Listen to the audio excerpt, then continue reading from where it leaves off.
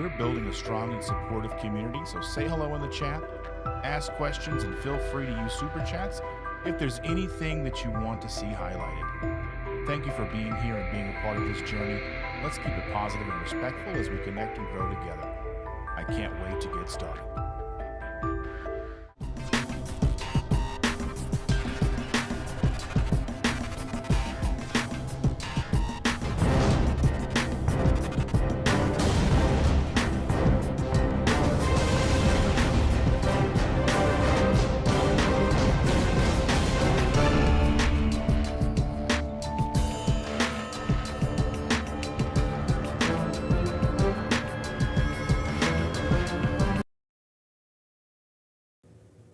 Good morning, everybody.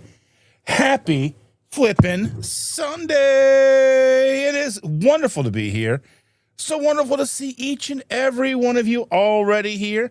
Some of you said good morning over an hour ago. That is crazy that you're up that early on a Sunday morning. But anyway, to the mothers out there, happy Mother's Day. Happy Mother's Day to all of you beautiful moms out there. Oh, man, this week has been interesting. So I've been seeing lots and lots of everything, footage, talks, everything, even articles coming out of MeatStock 2026. Tons of creators, speakers, products, conversations all happening down in Gatlinburg. I initially had no interest in MeatStock. Not necessarily the idea of going and seeing people. I love being around people, but, it's kind of wild seeing something that started in such a niche little corner of the internet, Carnivore, if you will, kind of now getting mainstream attention, right? Including coverage from the New York Times. Whether people agree with the movement or not, it's becoming impossible to ignore that more and more people are questioning the standard approach to health, nutrition, as well as metabolic disease. So I kept thinking back to something that we talked about last week, the idea of that Overton window, okay? Not politically, but socially. Again, the idea that there is a range of things people are willing to hear, accept, even consider reasonable at a given time. Because again, as this community grows and gains more national attention, the idea becomes more important, right? So we have to understand that how we present these ideas matters. If we come across too extreme, too rigid, too disconnected from normal life, people are going to shut down, right? Because again, we're already talking about eating primarily meat. Even in the keto sphere, keto is still a very protein-forward way of eating, right? Even with the idea that keto is moderate protein, the idea and the truth of what moderate means when it comes to protein in a ketogenic lifestyle doesn't mean what a lot of people think it means. Again, when I first started keto way back in 2016, moderate was the idea that it was not necessarily low protein, but a lot lower than what we think of it as today, right? Because again, back then, we were under the assumption that gluconeogenesis was consumption-driven, not demand-driven by the system, okay? Now, again, that doesn't mean watering things down to the point that they lose meaning. Again, it also doesn't mean that pretending that all food choices are equal or that ultra-processed food culture isn't hurting people, because it does. It is. And it means, but it does mean that we have to be thoughtful. How we guide others, right? How we lead, because each and every one of us have to lead, right? Whether it's, our own households, we are kind of the beacons in our own households, our own family, our own friends groups, right? We are the ones living this lifestyle. We are the example. So we probably shouldn't be telling people, our path is the only path to health.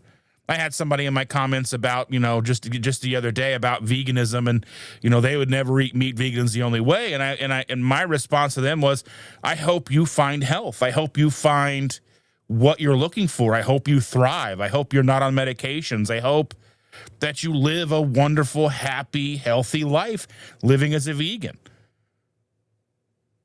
Because ultimately, that's all we can hope for somebody if they choose a lifestyle that fits them, who they are, fits in with what their parameters of life are. Because if somebody is doing something because they feel it's the right thing to do, you are not going to change their mind regardless of how much you try. Right? And we shouldn't be. We should be leading by example.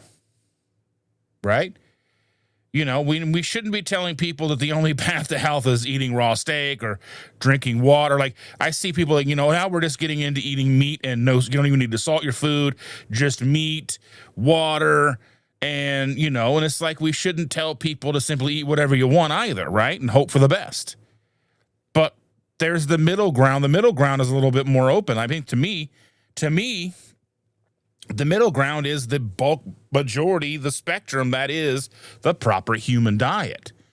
Like, I was talking with my son yesterday, and he's in college again, and he is studying physiology and doing some things like that. And he called to tell me that he was reading some articles and looking into keto and things, and the idea that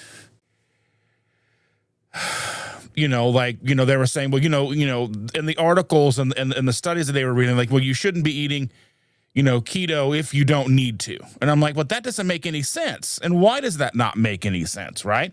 It doesn't make any sense because how could you tell somebody that they shouldn't be eating a ketogenic lifestyle or, the middle, the basics, the base spectrum that is the proper human diet, single ingredient, whole food, protein forward, healthy animal fats, relatively low in carbohydrates. We have a spectrum of what is considered low in carbohydrates, right? Because that's kind of where the bulk of humanity is going to sit, right? Humanity is not going to be raw carnivore. They're not going to be lion diet. They're not even probably going to be strict carnivore or even loosey-goosey carnivore.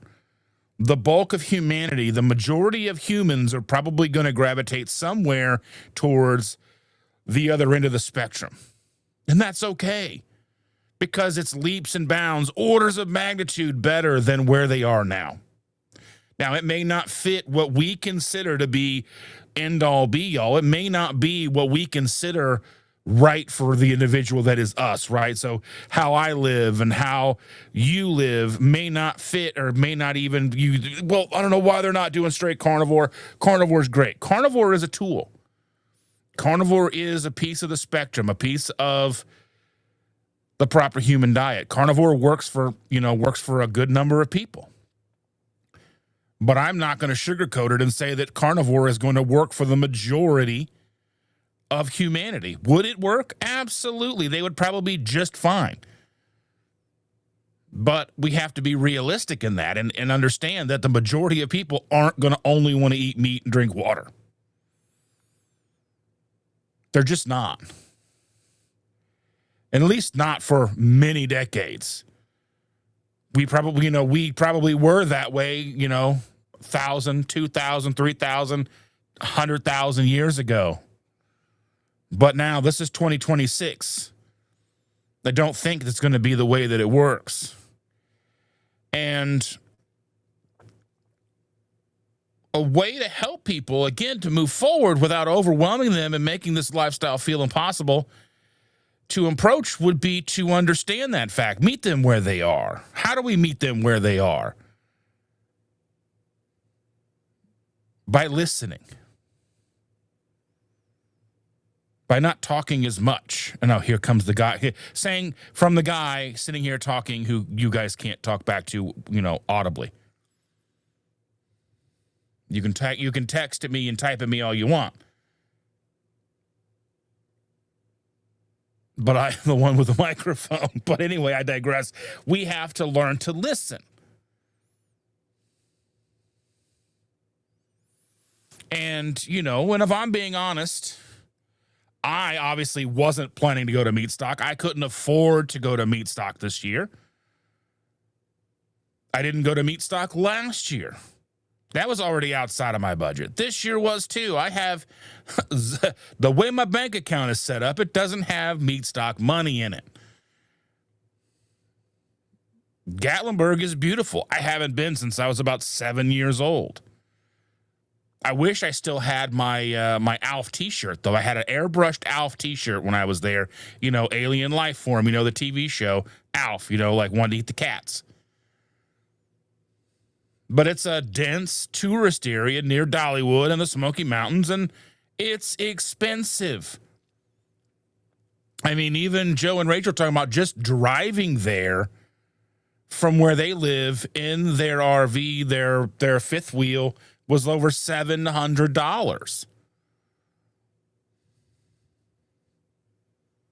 So right now, I'm in a very different season of life. I just graduated from taking the health coach certification class. That was a lot of money for me.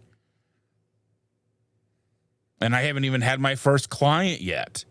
I haven't even set up my LLC yet. And you look into business insurance, the business side of everything, setting up the coaching, it's an expensive endeavor. So all the things that come with trying to build something sustainable and legitimate takes time, money, and then obviously wanting to go and do the extracurriculars like MeatStock and doing everything that comes along with that. And all the other events that happen across this country, across the year. There's so many amazing things that I would love to be able to do, and I'll tell you this, honestly, I didn't take the course because I was going to get rich. I mean, hopefully I'll be able to pay, be able to be a contributing factor to this household, but be able to then afford to do things like MeatStock and not stress so much about Ketopalooza and then wanting to go to Low Carb for Better Health and being an in-person member of this community. I feel that that's so very valuable. Just being involved with the community in person is so very valuable. And, because, I want to help people. I've lived this life. I still continue to live this life. I struggle to live this life daily, and I do it publicly. I've learned publicly, and I believe that there are people out there who need someone who understands what this journey actually feels like. That's what excites me. The idea of being able to help people. And that's what keeps me moving forward. I don't think I'm going to get rich doing any of this. I make hundreds of dollars a year. And if we truly want this movement to grow and we want to stay grounded enough that people can actually hear us when we speak, we just have to make sure that we are also, again, listening. So I've been jabber-jawing enough this morning. Thank you again for indulging me, listening to me, being here. Also, I wanted to give a quick shout out to Dan from the Lions Carnivore podcast. I was on there yesterday morning, 7 a.m. on a Saturday. So many of you joined us, and I am grateful and humbled for that. And it was a great fun time, and we had a great conversation. So if you haven't had a chance already, please do me a favor. Go subscribe to Dan over on the Lions Carnivore podcast channel. Get him up there. He's got just like, I don't even think he has 200 subscribers yet. Make sure he gets those because he is a fantastic human and deserves them. So without further ado, let's go ahead and let's talk about all these wonderful people that have been here. So Brian Dish got here an hour ago. Hello, Brian. Good to see you, my friend. Same thing with Christian Delorme. He was here an hour ago. He may not even be here anymore. Bonjour, everybody. And again, Evelyn, happy Mother's Day, Evelyn. Good morning, friends. Happy Mother's Day. We love you, Evelyn. And she says hello to Dustin and everybody else in the chat so far. And Rick is here. Rick is here. Rick.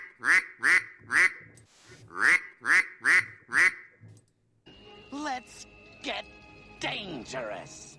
That's right. Yes, please take a moment, hit the like button, the thumbs up, share this out with people, put it on your socials.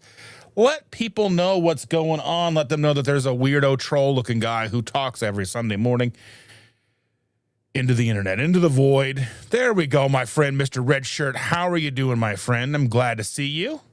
Very much glad to see you. And again, Brian is wishing happy Mother's Day to all of the mothers, all of the moms. John Gugahan is here. Hello, my friend. Good morning, everybody. Hope you're all having a good weekend. I hope you are having a great weekend. I went to the girls' soccer game yesterday. It was not a complete blowout like it has been.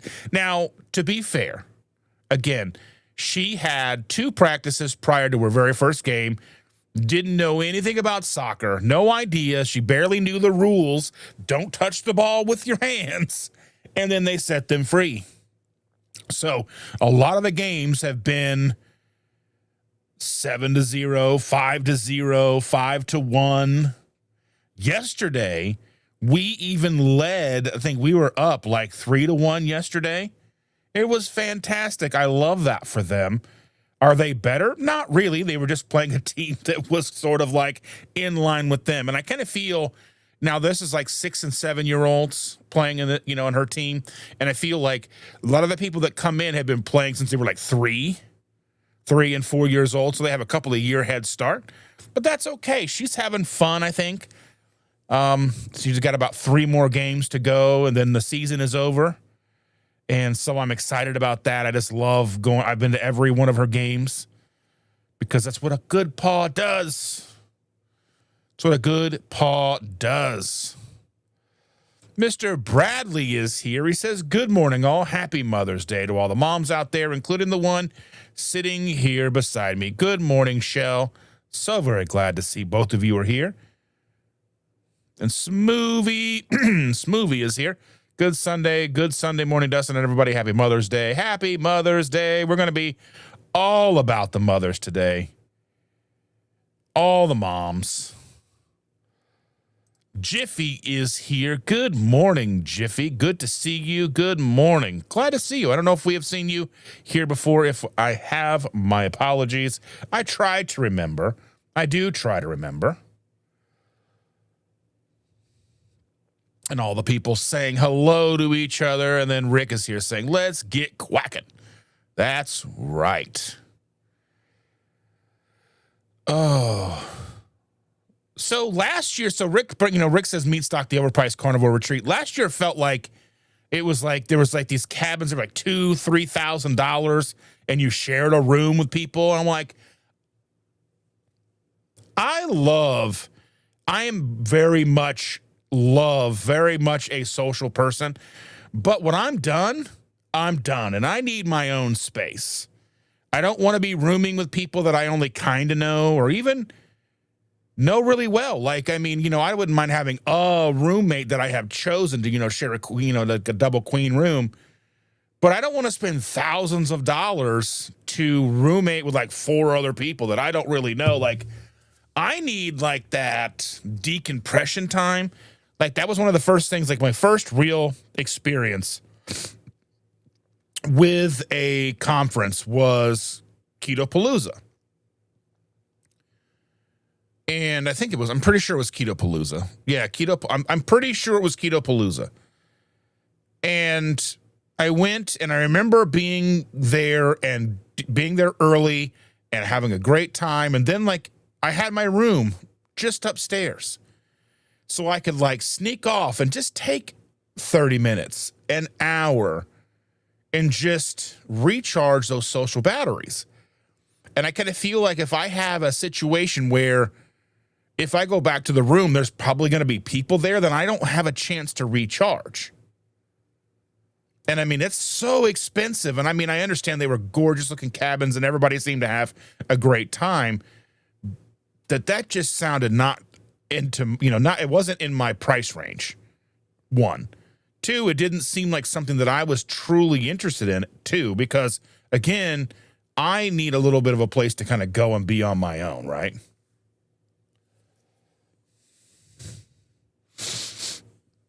Yeah.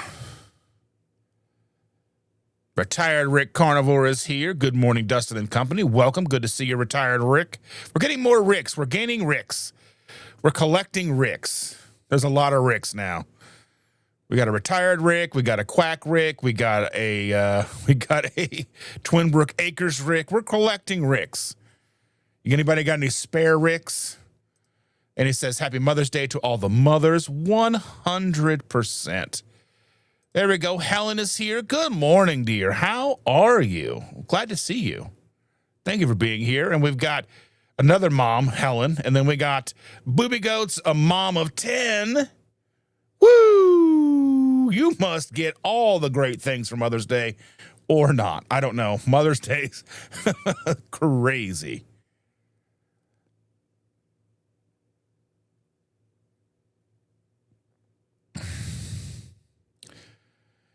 Oh, people are saying good morning to each other. And Brian Doyle is here.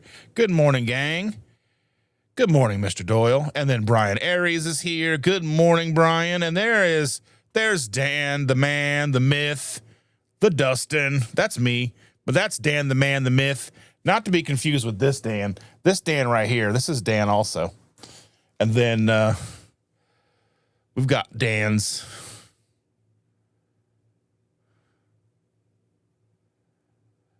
Rick says, I am not the example. Yes, you are. You're an example for something. I don't know. And Rick says a vegan ad was just put on the bench on the bus bench near my house. Well, you know. Angela Mullins is here. Good morning, Angela. How are you? Good to see you, dear. And Aaron says, Rick, you need to put a gigantic steak sticker to slap on things like that. Well, I am not going to be a person that says, deface public property. But, there's a thing. And Dan is on the treadmill right now, walking to nowhere, hearing truth. It's the great combination. Well, I don't know how much truth I have, but I'm here. And Donna Ray is here. Good morning, Donna Ray. How are you?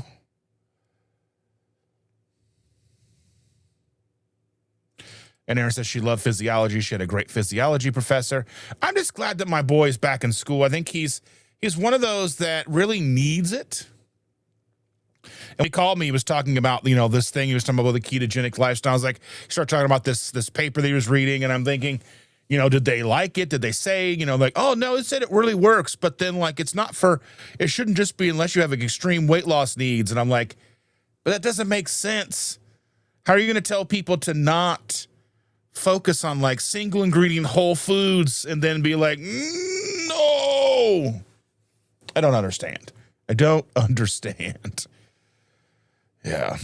Andy and Susan, they're about to leave the country. Yeah. I'm so excited for you guys. You guys get to go to Germany. Gonna eat a bunch of bratwursts. I think, maybe. I don't know. I don't know what you're gonna do over there. Rick says, I hate that saying, proper human diet. Well, it's a way to say it that makes sense. That's how I see it. And Helen says, eat whole foods and keep processed foods out and move on as much as possible. Move as much as possible. Yeah. I mean, really, that's how we do it. You know what I mean? Just eat real food. It's not that difficult. But it can seem overwhelming at first.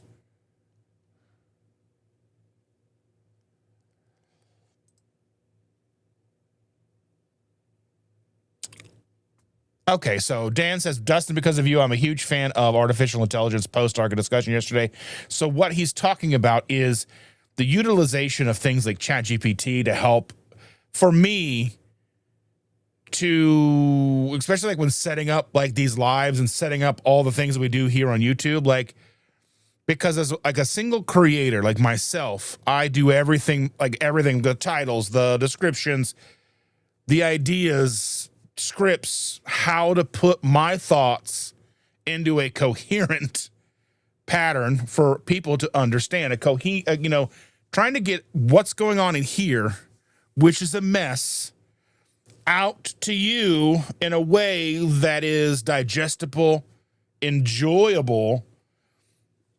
That ChatGPT has been one of those things that's been extremely helpful to me, because I can sit there and what I do is I type out everything. I'm typing like my thoughts, my week, what's happened, the things that I want to talk about, just kind of brain dump my week.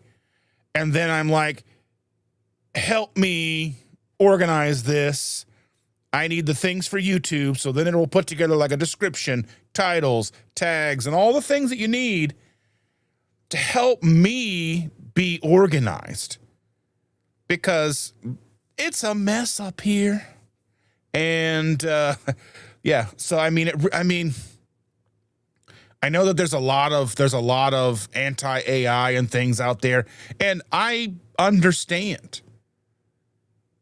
But I think there's a lot of good use cases out there to be helpful. And I don't think it's going anywhere. So, and Rick still calls it the heart attack diet. Yeah, people are less likely to be like, oh, let me try that heart attack diet that Rick is doing.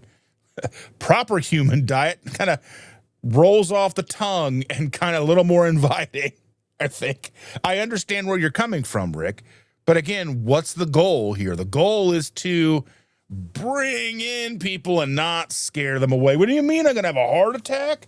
And I understand that you have this contrarian idea that, kind of why you started, if I'm getting it correct, the idea that you started it because you wanted to see if you would actually have a heart attack eating those foods. And so far you have been unsuccessful. But yeah, and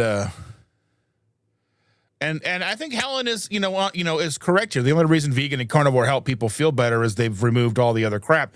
And I mean, that's the thing that vegan, when a person goes and lives a actual whole food vegan lifestyle, they feel tons, leaps and bounds better, of course, because they've removed all the processed stuff, the bad oils and all the things, and they start to feel better.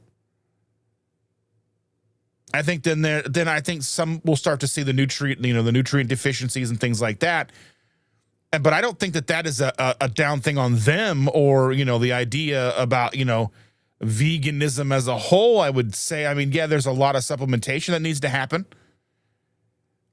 But I think, is being a pure vegan, like an actual whole food vegan, better than living the standard American diet? I think there's debate there.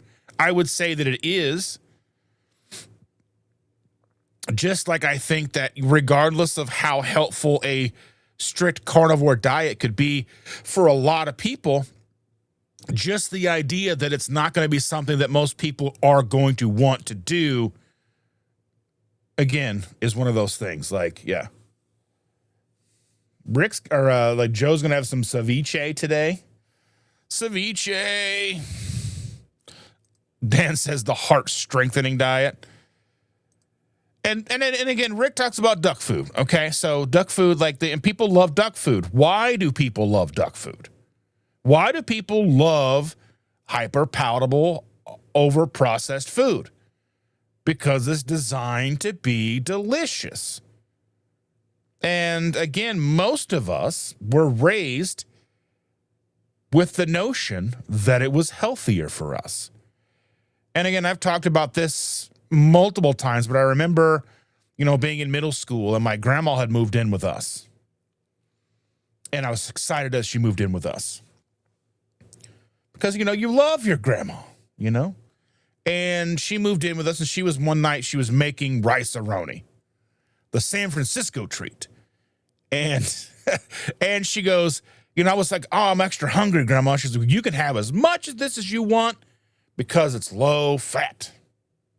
I'm like, okay, because rice-a-roni to me was delicious. I can't remember the last time I actually had rice-a-roni, but I know it was delicious. It was buttery and delicious, and I liked it. But I just, like the idea that she was thinking, like, well, you can have as much of this as you want because it's healthy. And then she would bring home the chocolate cake snack wells, the devil's food snack wells. We're like, here, have cookies. They're 0 fat. They're delicious and healthy for us. And I'm like, yeah, I'm just throwing them in. I think the thing that, Rick as a person started at age of 16 as a rebellious act at 16, as a normal 16-year-old is going to do.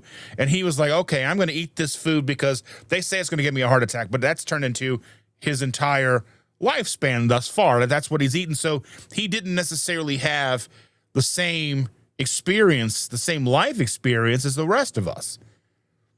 Growing up with cereal and macaroni and cheese and growing up with all these things that become staples in our lives and we become used to and we become dependent on. So when we make the transition away from that stuff into where we are now, it is difficult. And again, it is difficult sometimes for someone like Rick to understand because they didn't have that transition. They didn't need that transition. It's like, like if you are a person who's never been addicted to illicit drugs and you see somebody passed out on the street corner from illicit drugs, you have no basis of comparison. You have this idea, I don't know how they could end up there. How would anybody want to live like that? Well, nobody wants to live like that, but one thing leads to another thing, and then we kind of end down a path, and then we end up kind of where they are. So, that's just kind of how it is. But I haven't even had a sip of this coffee yet. Can you believe it? I haven't had any coffee yet. No coffee. And we're 30 minutes into this, 32 minutes into this. And I haven't had a single sip of this coffee.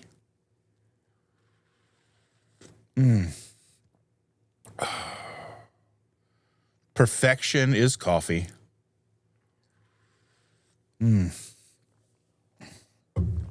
Oh, my goodness. The Primal Heart Diet. That's a way to look at it. The PhD, Primal Heart Diet. Primal Heart Diet, proper human diet. I think it's going to take a lot. It's going to take a lot. It's going to take a miracle, I think, to get the bulk of unhealthy Americans on board for some kind of better eating plan.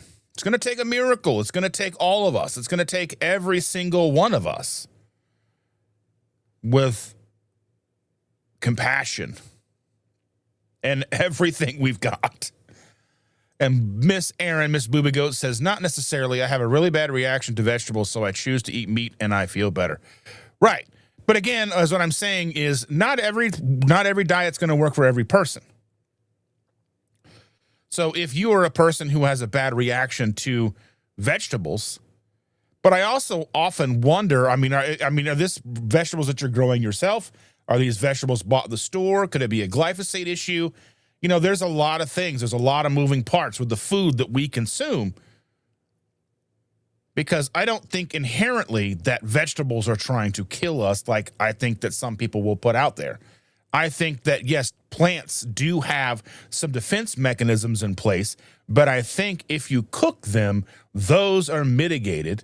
Again, most of the time we should be looking at plants and all of the, plants and fruits and things as that's realistically survival food, anti-starvation food, but also things that we as humans have evolved to eat. Not, meat primarily, but then everything else on this planet we've had to figure out to eat. And Donna says, Rick, I'm doing the lasagna today. The lasagna. There we go. Josephina's here. All the way from Australia. And it's probably late night there. It's 1 a.m. for you? Good evening, dear. Glad that you are here, and welcome. Welcome. And Helen has this idea that this is her idea, her opinion is that carnivore is not realistic long term. But I do think eating mainly protein is the key. But I do think adding organic veg is also great. But again, I think there's an idea that, again, the proper human diet, in my opinion, is a spectrum, and people live on the spectrum, right? And we talk about the proper human diet. You've got, on one side where you've got single ingredient whole foods, low carb veg, even maybe some potato, whatever you want, right? You can eat, that's kind of all the way on the very far, like single ingredient whole food, come from the ground, come from whatever. It isn't processed. It's just single ingredient whole foods, worrying about protein and all that. And then you have some veg, whatever, if you can tolerate it. And then there's all the way to the other end with like just the meat and salt, meat, water, whatever you want to do. But I think there's going to be enough people. There's 8 billion people on this planet that there's going to be enough room here to fit people where they belong. Now, is carnivore realistic for every single person? Absolutely not. But is carnivore realistic for a certain percentage of people? Yes. Just like veganism is realistic for a certain percentage of people, mainly because they're going to go into it. They're going to feel better, and they're going to find what they're looking for. They don't want to eat meat. They don't want to kill animals, whatever. Regardless of what the reality of the situation may or may not be when you look at actual agriculture and the way things are done. You have to meet people where they are. So I think when we talk about things like, I think we have to be mindful that, carnivore is carnivore for everybody? No, I don't think it's realistic for everyone. I think it might be a good place to start for some people, especially if they have a lot of issues, to kind of get and work through and see what bothers them, what doesn't bother them, all of these things. But again, we have to be understanding that making broad-brushed blanket statements isn't going to be beneficial either, to where I think that, I don't think that carnivore is going to be realistic long-term for 80% or more of people. I just don't. But I mean, there's going to be a percentage of people, someone like Rick, who survives on meat. And there's other people out there who do it too. And that's just the way it's going to be. Because there's people out there who survive on a vegan lifestyle. They don't eat any meat at all. Now, is that optimal? What is optimal for a person? That's a whole other discussion. And Angela says that tuition is a lot of money. Yeah. Was a lot of money. And it's gone up. It's gone up. It's more now. Whew. Yeah. And he says, we had scrambled eggs, ham and cheese for dinner last night. Let's see. Last night with Mom, and today we're debating Mom's and brother's 50th birthday at Red Lobster. Bring the salmon and shrimp. Yeah. You can, I've been at Red Lobster and done keto there, like low carb. You just get the steak and the broccoli with a lot of butter. I don't know if their butter's real butter or not, but it didn't bother me all that much. The problem with Red Lobster is the Cheddar Bay biscuits, because those things are ridiculous. And I know a lot of people are like, I'd never eat one of those. Well, that's too bad, because those things are amazing. They are very difficult to stay away from. It's like a blooming onion at Outback. Can you do perfect and be like, I don't want any seasoning on my steak? And they'll be like, okay.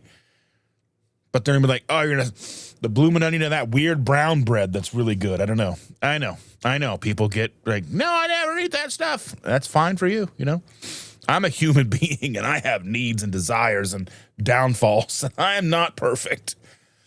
But I just try to stay away from that stuff the best. Because if we go to Outback, I'm probably going to order a blooming onion. So what do? Don't go to Outback. I'm realistic.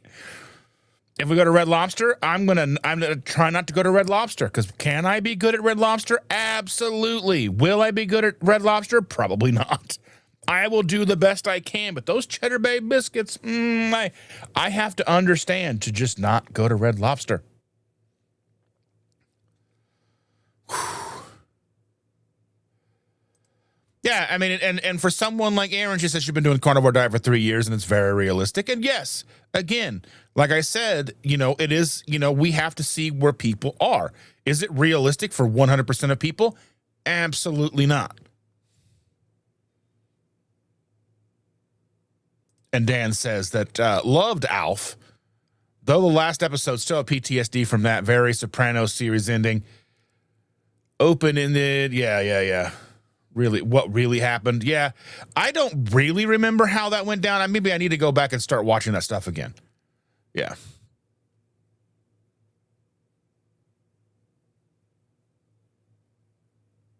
Let's see here. And Helen says, Dr. Barry says, let's see, what do we see here? Dr. Barry said, people who are coaching on this lifestyle should be able to show others that they have also changed their health with doing it. So be an example. I don't know if I totally agree, as everyone can. Well, kind of what I've learned about going through the coaching course is, again, people tend to coach those who are most like themselves. So who would I want to coach? I would want to coach somebody who is or was kind of in a situation like me, because I can relate to that, where that, someone who's gotten very large kind of feels helpless, overwhelmed, like they're not going to be able to get, dig themselves out of that hole, right? I, again, have that hope, that experience, that life experience, that yes, you can turn things around. But again, we're not there to do, we're there just to kind of help them get out of their own way and help guide them into hopefully a sustainable path for themselves. But we're not there to, health coaches aren't there to give meal plans and all those things. Now, a lot of people will sell those things and give out meal plans, but I don't think that's not, in my opinion, what a health coach's job is. Health coach is just, how do you want to succeed? What are your goals? And help them kind of reach those goals, but without really telling them, I don't know. Yeah. Oh. And Rick says, we have a good group of people here who participate in each other's communities. Yeah, it really does. It really does take that. It does take all of us to really kind of get there,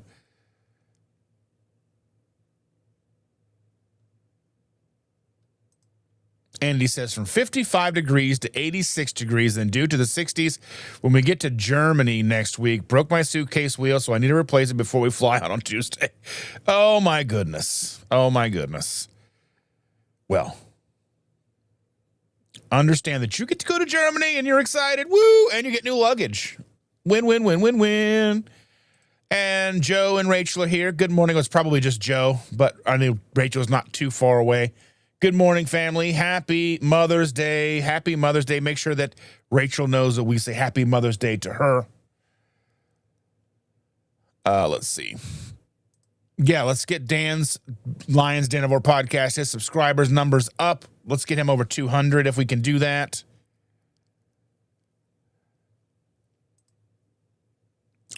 Rick says he gave the kittens goat milk, but they would not drink it. Well, that makes sense.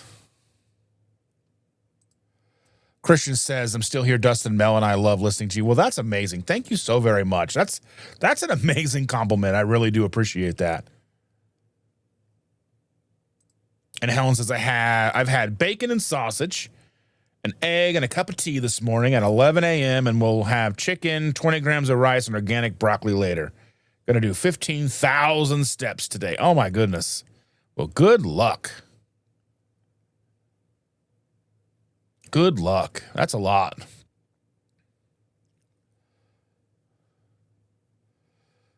Let's see.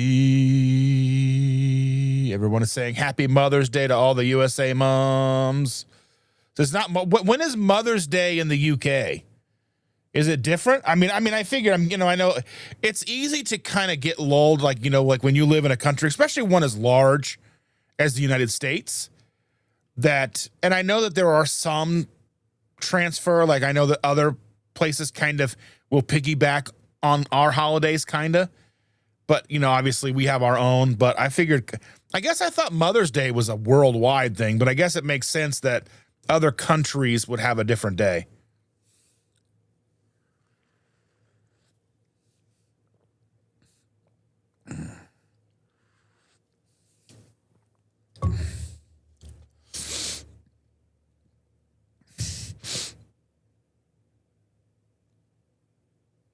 Let's see. Dan says I'd be that soccer. Oh, so I'd be the soccer ref pulling out the red card towards the goalkeeper when the catches the ball with his hands. Well, that's the funny thing is like the goalie for our team yesterday. He was, you know, these are the 7-year-old kids, and like he's just kind of standing there in the goal, and the mom's kind of sitting over near me, and I can hear her hollering at him, and you know he's kind of standing in the goal. Like across the goal, inside the goal, just kind of waiting. She's like, move forward. Because if he catches the ball, it's a goal. He can't stop the ball from going in. He's inside the goal. And I mean, it's all adorable. And he's just kind of sitting there, just kind of like, and like all the action will be on the other side of the field. And he just kind of like drifts off and starts like, he turns around and he's looking the other way inside the goal. And then they're like, hey, and then like he has to turn around and like the action's coming at him and he's just like, huh, what? It's just the cutest stuff. It's such a great experience because again, they're just out there doing the best that they can, but they don't really like, it's so funny because they don't really have this overwhelming competitive drive yet.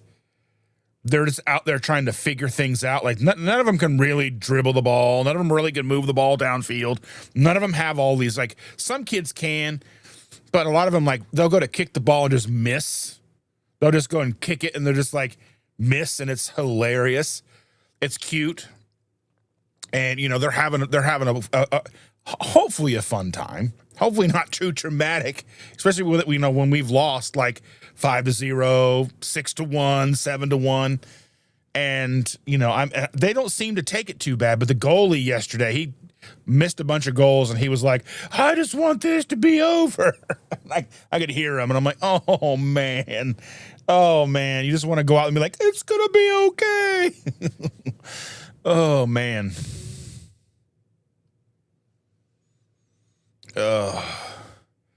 And that's one thing, like, I got to be careful because I have the, you know, being a grandpa, having 2 grandkids, and the relationship that I have with our 7-year-old, I mean, obviously the 4, she's almost 5 months old now.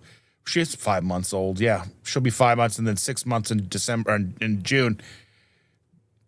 You know, you have this relationship and then you kind of like, when you see kids out and about, you have that in the back of your head. So you're like, you want to be grandpa to everybody, but then I have to remember what I look like. And most parents would be like, why are you waving at my kid? I'm like, I don't know.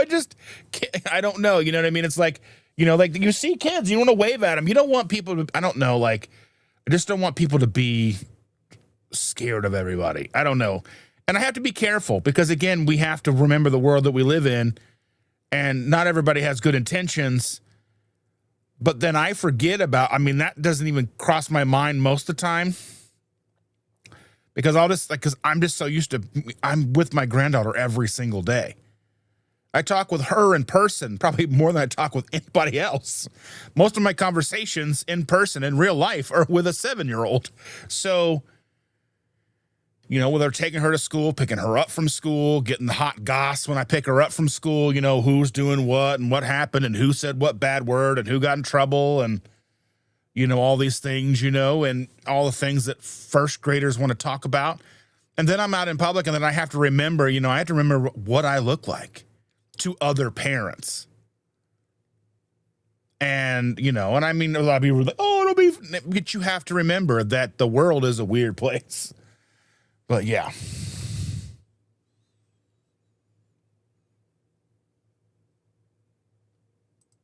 And Helen says with her channel, she's got a great channel. Hopefully everybody subscribes to her too and watches her content because she just I love Helen. She tells her like it is, whatever she's feeling that day. She's very open and honest. And she says, I love, you know, my channel, I just do videos when I feel like it. I'm doing it very part-time at the moment. I'm just too busy with my life. And yeah, and that's okay. And Angela says that her son is coming to church with her today. That's fantastic. That time together is so very valuable. It really, really is very valuable. And Dan says, happy Mother's Day to all the amazing moms and mother figures out there in the chat. 100%. And Two Crazy Keto say, new subscriber to the Carnivore podcast. Fantastic. I love it. Yes. Everybody give everybody a hug today from me. Everybody give everybody stop what you're doing. I mean, unless you're Joe and you're driving or whatever. But everybody stop and give everybody a hug from me today. I would really appreciate that. Hugs, not drugs, okay? I love it. Hugs, hugs, hugs.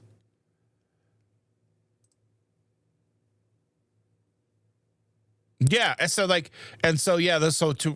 Rachel says, I can only room with people who understand I pass out at the end of every day of socializing in order to recharge.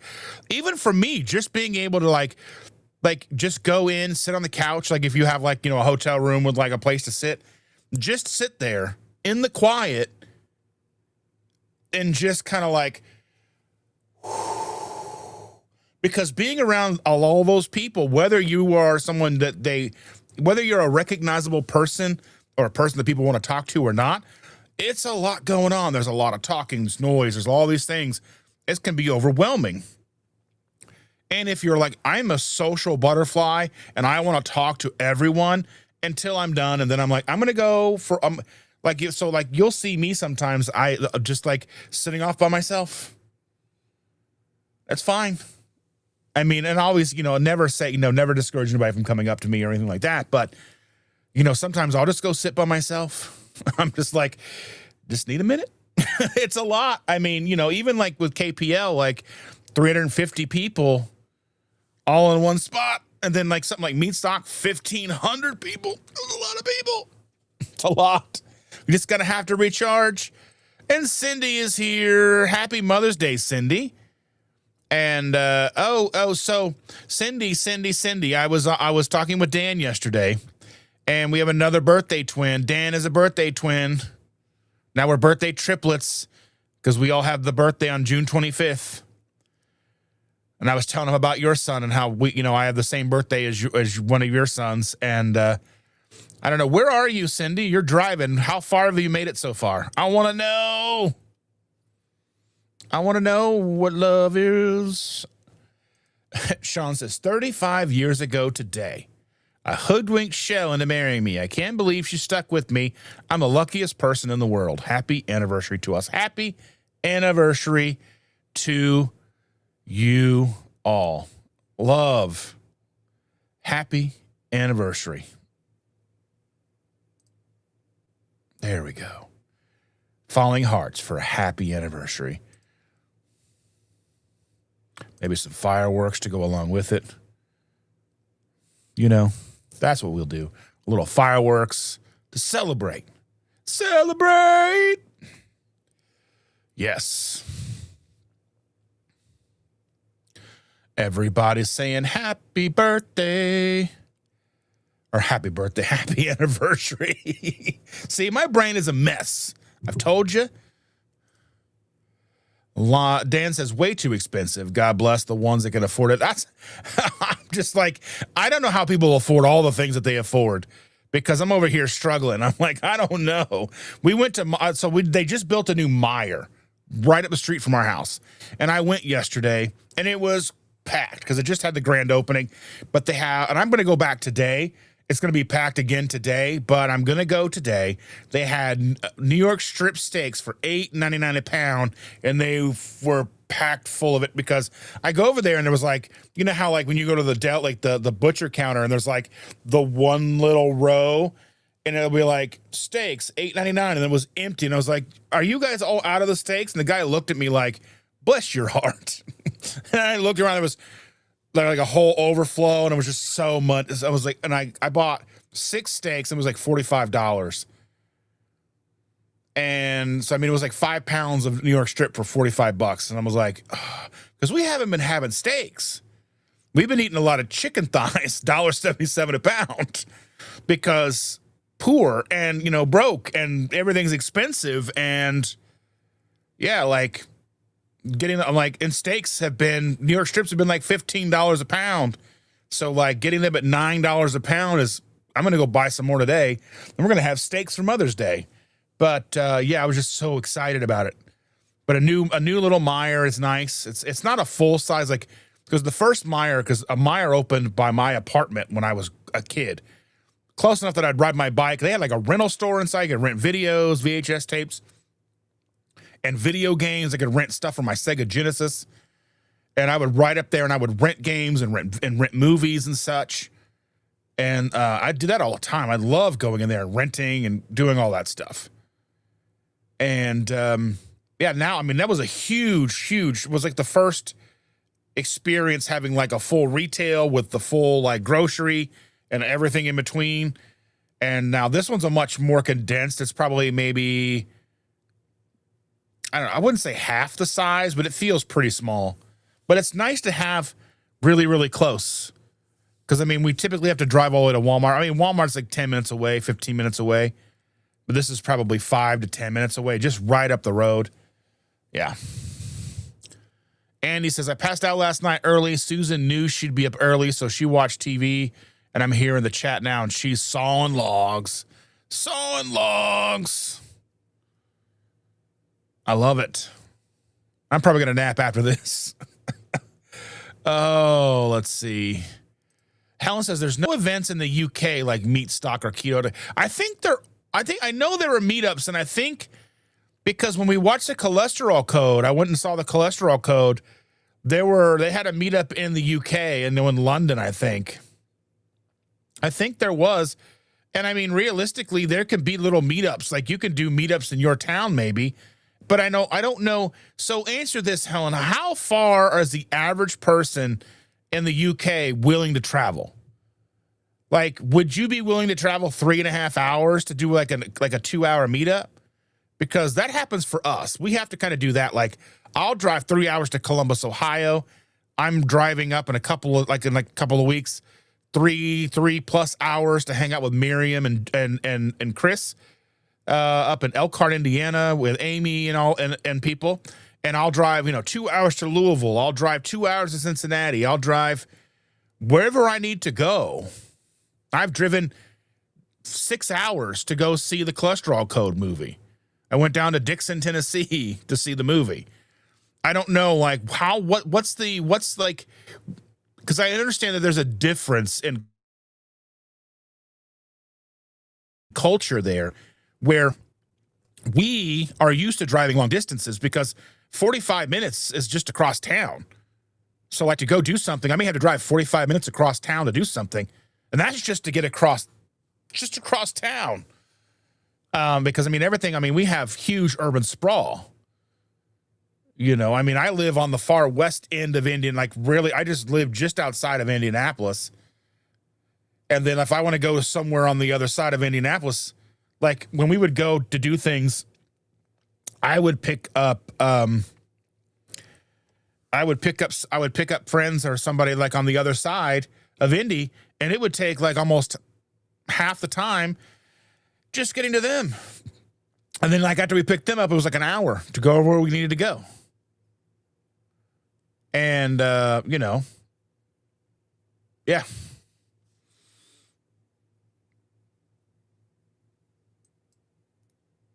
And Helen says she bought a new tracker for her steps. I'm going to push myself to 15 to 20K daily, no matter what. That's pretty impressive. That's like Disney numbers. 15, 20, 25K steps. That's like Disney numbers. That's like going to Disney World every day. That's impressive. That's what, 10 miles? I mean, I guess it depends on how big your steps are. But I remember I remember having my step tracker on me, and we were walking back to the hotel, and I was trying to hit 25,000 steps because it would restart at midnight, and we were like really late at the end of the night. And I was trying to get back to our hotel and hit 25,000 steps before midnight hit, and it would restart to 0 on my step tracker. And I'm like, we're trying to walk, and I'm like, Because we did like a 3-park day that day. I think we went to I think I don't, did we do 3 parks in one day? I think maybe we did. Because we started the morning at Animal Kingdom, and then we went to maybe Epcot, and then maybe we ended the night at I think we ended the night at Hollywood Studios that night. It was like a great day. We went all 3 parks, exhausted. We even went to like the boardwalk. It was crazy that day. But anyway.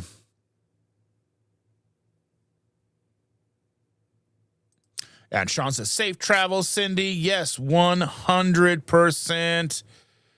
And Cindy says, we will be stopping somewhere for the night. We don't check into the hotel in Vegas till Tuesday. What? And you're already on the road? I would have been like pushing to get there, like, let's go. That's just the way that it seems to go for me. Andrew's going to be in the UK next month. First time out of the country for me. I've never even been out of the United States. I've been all over the United States. I've been to San Francisco. I've been to Los Angeles, Florida, kind of like North Carolina, South Carolina, obviously everywhere in the Midwest, Texas, and all that stuff. Yeah. Bratwurst, schnitzel, good sauerkraut. Let's see, yummy all vacation. It's going to be really hard to not eat a pastry or two. I mean... We won't know. When in Germany. And Red Shirt says, here I am, to Helen, and here I am struggling to get over 2,000 steps a day. Again, we got to meet people where we are, right? Red Shirt. So, I mean, Red Shirt, you're pushing it to get 2,000 steps. But you're still pushing to get 2,000 steps. That in itself is commendable. You're having and struggling, but you're still doing it. I love that. And Christy is here. Good morning, Christy. I'm so very glad to see you.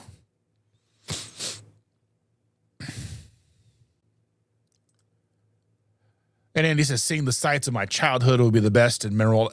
That's the crazy part. It's like, I mean, how much is going to be the same? Like, one thing I was talking with Dan about yesterday, I remember, this is to do with France. But like Notre Dame in Paris burned down. Not burned down, but caught fire. And this YouTube video popped up for me the other day. And it was like basically along the lines that Notre Dame catching on fire and having such an intensive burn was probably the best thing that could have actually happened to it. And I'm like, really? And then you get into like the politics of France dealing with the government and the church who run the cathedral and all these things.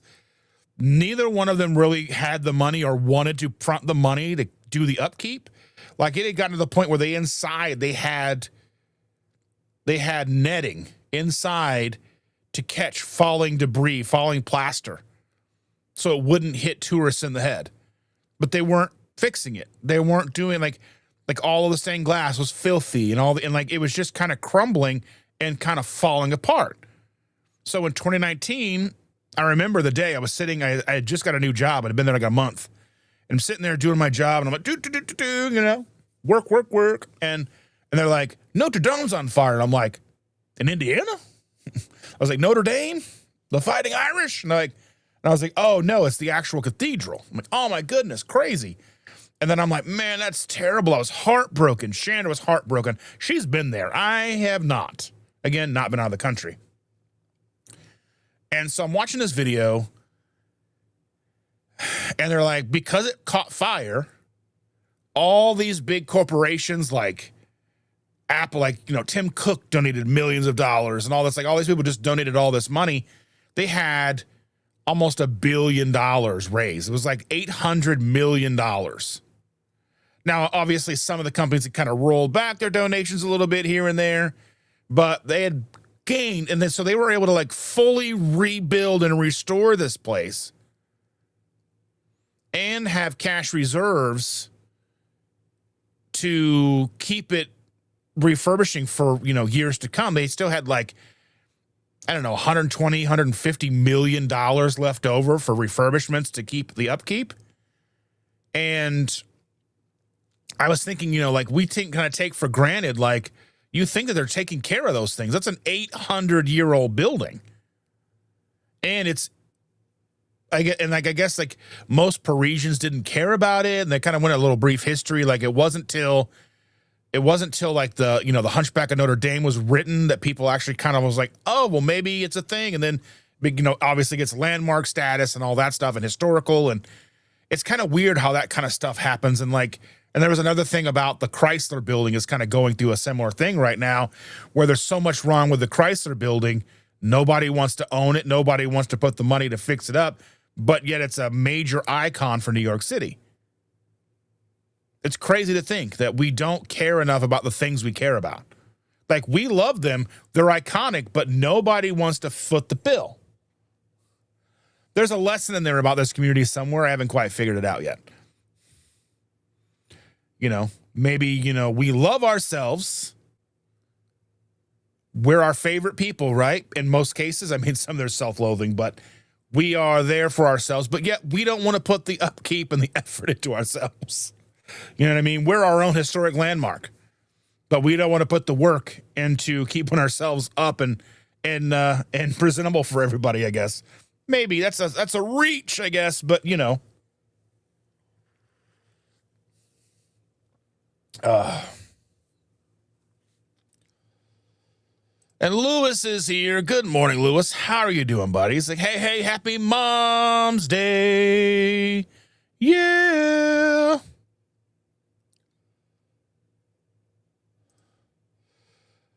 See, look, 2KK, they're on their way to Epcot to hang out with their youngest kiddo today. I love it.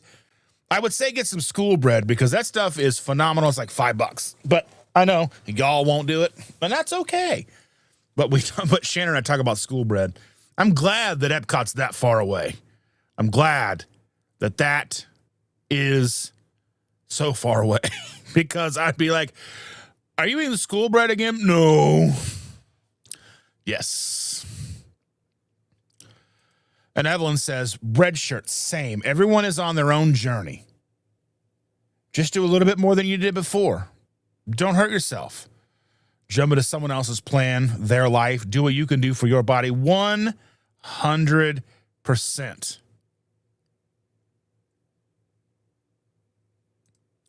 Rick, you tried vegan once, and it almost was okay, I need to know a little bit more. I need to know more about this, because this is a new thing, and I'm sure you've talked about this in your extensive live streams, but this is something new to me, and I am very fascinated by this. I need to know a little bit more, bud. And Andy says, speaking of memories, my mother had a loss yesterday. Her best friend of 72 years passed away in hospice. Oh, I'm so very sorry. I know that, like, you know, and they met in kindergarten, stayed in contact. She's finally pain-free. Yeah, so I was like, kind of like, you know, I was with my grandma a lot.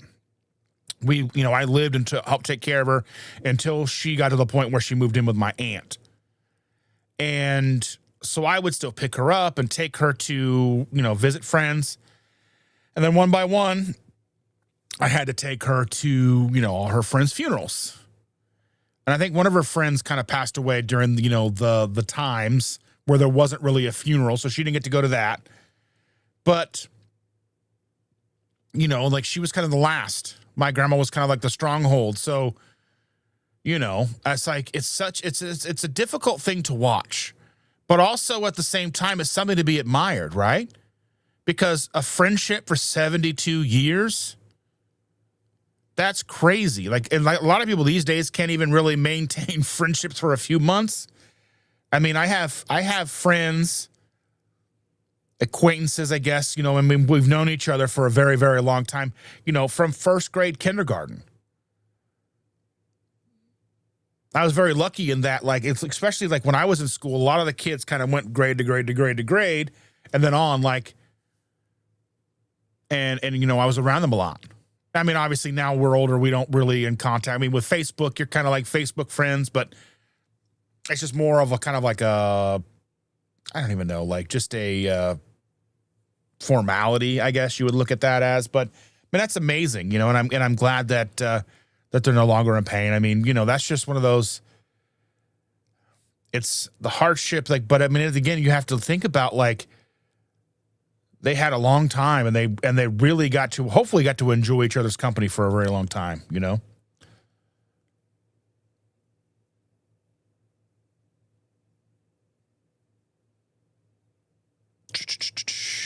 Kathy is here. Good morning. Happy Sunday. Happy Mother's Day, all.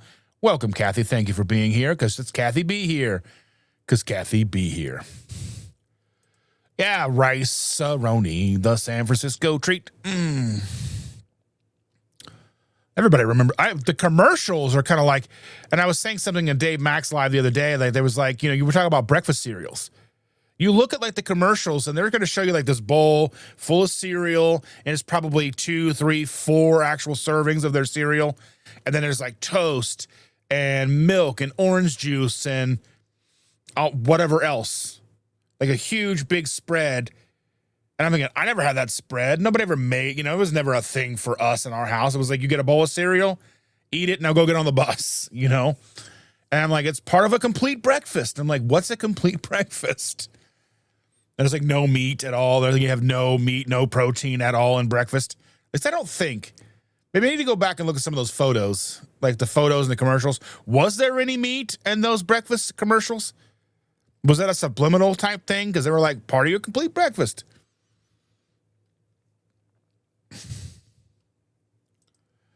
So Rick says, I hated chicken because Mom used shake and bake, but did you help? Did you help, Rick? Because it's shake and bake, and I helped. That's a commercial for you.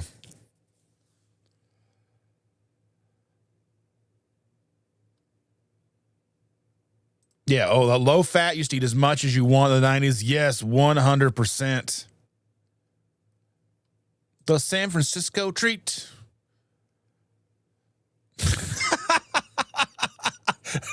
I love Rachel so very much. She's like, I wonder why they're advertising it in Florida.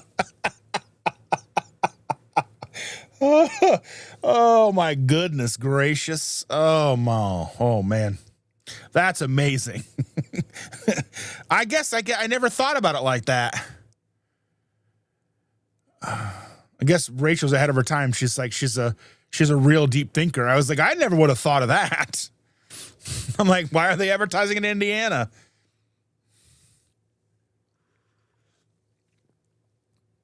It's like you expect to go and there's like rice-a-roni restaurants at every corner because it's the San Francisco treat.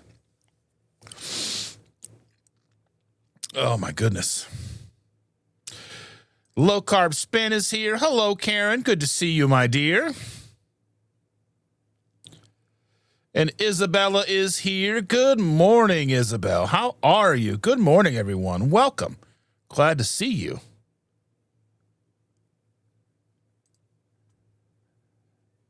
Yeah, I mean, yeah, and again, yeah, I understand why it's difficult for you. And, you know, I mean, there's just a difference in perspective. Steak's delicious, but other things are too. I mean, maybe if we weren't raised on them, it may not be, you know, it's a cultural thing. It's a comfort thing. Those foods bring you back to a simpler time, like being in middle school, regardless of how stressed out you might have thought you were with homework or the daily dramas of puberty and classmates and all the drama trying to get girls to like you or whatever. It was, for all intents and purposes, a simpler time because you didn't have stress of bills and money and all. I mean, I guess the stress kind of fluctuates and kind of morphs and changes over our time, right? You know, we're stressing about, you know, in first grade, you're stressing about stuff that doesn't matter when you're in the 5th grade and then 8th grade and then 12th grade. And then you're at a job and you're stressing about all kinds of other things. You're like keeping your kids alive, you know? Am I doing the right thing? Are my kids going to be serial killers? Like, I mean, you know, like I don't want to drop them on their nuggets. You know what I mean? Like, how do we do all the things and be a good parent and a good grandparent and, you know, a thought leader for communities and all these things, you know what I mean? Like, how do we be all the things that we want to be? I don't know. Maybe I take things too far, you know. Angela needs to make coffee. 100%. Always coffee. Maritza is here. Good morning, dear. How are you? Glad to see you. Let's see. Brian says 10 days into my morning coffee experiment. 90 minutes of electrolytes water before coffee. That's a wonderful way to do it. So I've heard anywhere between 45 and 90 minutes. People say at least 45 minutes, have your electrolytes and then drink coffee. I try to do that, but often fail, because what I should do is when I get up in the morning, getting things ready to take the granddaughter to school, I should make my electrolytes. Or maybe the night before, maybe they're in the fridge getting cold, because not all the water from the fridge is not always as cold as I want it to be. So maybe I should do that at night.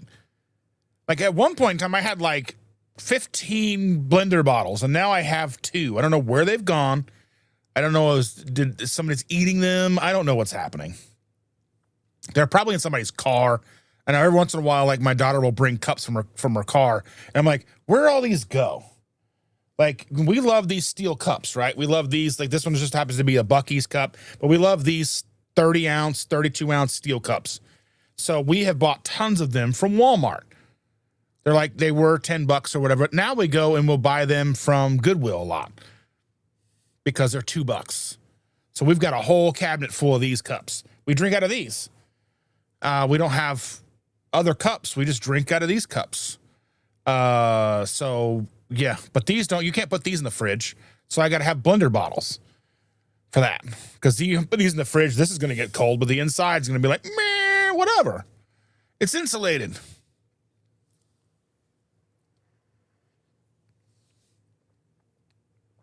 What? Sean says, I just realized I haven't even had my coffee yet. I was just relaxing and listening to the smooth jazz sounding voice. Oh my goodness. That's the crazy thing. Everybody hates the sound of their own voice. And this is something that I have had to deal with for a long time. We don't like the sound, we don't like the sound of our own voice. And then I worked at a job for 12 years where we would listen back to our own calls.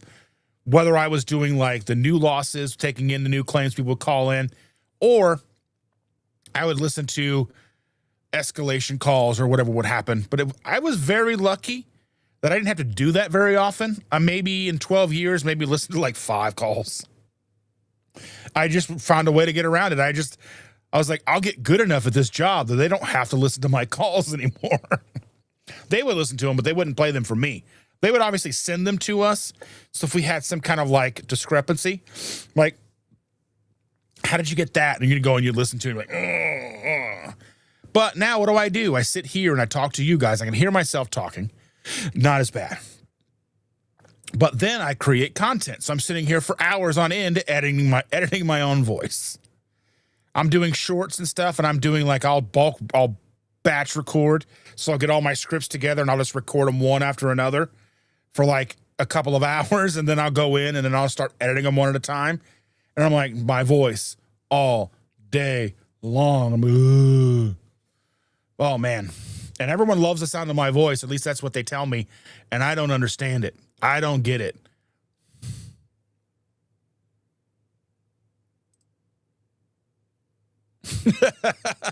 Rachel says, I just realized I haven't had coffee yet either. Y'all pray for Joe. Oh, you guys have it. You guys have such a, and obviously it's the outside looking in, but you guys have that perfect relationship. And I think like Rachel's kind of like me. We're free-spirited, goofy, funny, and then like Rachel jokes and Joe just kind of gives her that look. And it kind of like, that's how Chandra is to me. Like I'll say something, she'll just kind of like, I'm like, you signed up for this. You're with me. That's what you get. Yeah, I love that about these two. And then let's see. Brian says the dogmatic and the inability to adapt and change leads nowhere. If you would much rather learn and grow as a human being, my way is just that. It's my way. Yes, it's my way. Yeah, I think, people can learn from how we do things. I've learned from watching others.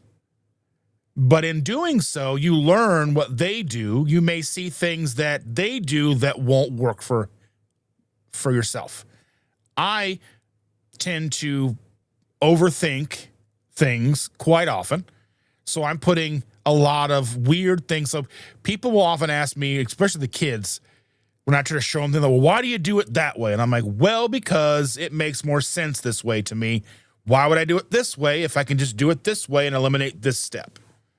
There's a lot of things like that. Like for me, I hate dishes. I hate dishes. I hate them. I hate dishes. And they're always dishes. Always dishes. So how do I cook to where I have the fewest amount of dishes? Like for me, a lot of times I'll have just hot dogs in the air fryer, put them in like a paper bowl, and then I have a fork, and that's the only dish is the fork. And I just put it in the little fork caddy, the little silverware caddy that I keep on the sink. And then when I'm ready, it's full. I put it in the dishwasher. Does it always work out that way? No, because I mean, when I'm eating steak, I don't want to, I gotta clean a plate or whatever. I mean, realistically, sometimes even when it comes to steak, I'll put the steak on the cutting board, cut it into little cubes, put that into a paper bowl. Again, paper bowl, fork, and then I've got the little cutting board. So one thing that I thought was funny, and one thing that I see all the time, and I'm sure that we've all seen this, is all the videos of the carnivore people. And I'm calling them carnivore people just for this example, okay? The carnivore people who are going to sit at their table, and they're going to have this giant wood cutting board, and they're going to eat their steak off this big wood cutting board. And I'm like, because that's probably easier to wash than the plate. And I'm just like, it just seems so silly to me. Like, why would you, like, because I saw a video the other day. I was like, I'm carnivore, so of course I'm going to eat my steak on a giant cutting board. I'm like, yes, because it's easier to wash on a little plate. I have a big wood cutting board that I use just for videos. I don't cut anything on it. It just sits there to look nice. Stuff sits on it, and it looks good in the videos. Like I've got some like big, huge, like black cutting boards are like real big, but I kind of put them in places to cover up so like I can kind of control the way things look. But yeah, I don't know.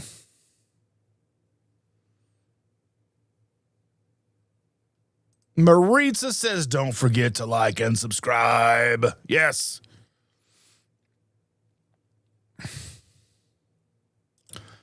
And Rick says, meat is my food along with eggs. Veggies are a filler. Yeah, I mean, that's really what it comes to. I mean, that's really, I think, where we evolved from. Veggies as filler. Sometimes do I like some broccoli with a lot of butter? Sure, I like my broccoli kind of mushy. I don't like a lot of snap to my broccoli. That's okay. Andy says, I didn't have any coffee yesterday. I followed advice. Coffee is a diuretic.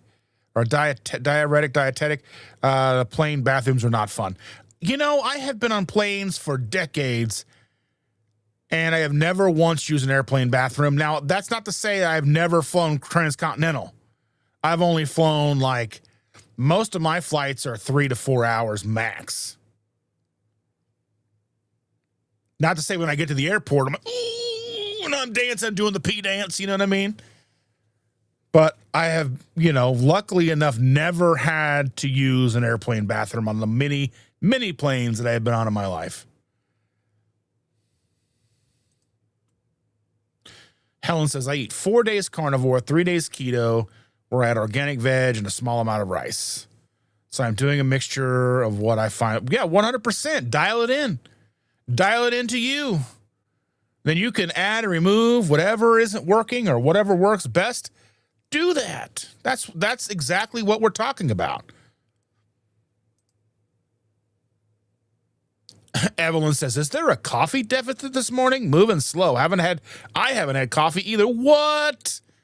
Where's Cindy? What the hell is going on here? Oh my goodness. And Christy says, for me, carnivore is a realistic long-term thing because it's a preference. I'm not trying hard to leave things out, but I'm just not, but I'm not strict. Example, coffee. Yeah, I don't know, like the people who give up coffee willingly. I'm like, well, that's good for you, but that terrifies me because coffee is one of those like constants in your life, right? Coffee is there for you. Coffee is love. Coffee is life. And it's delicious.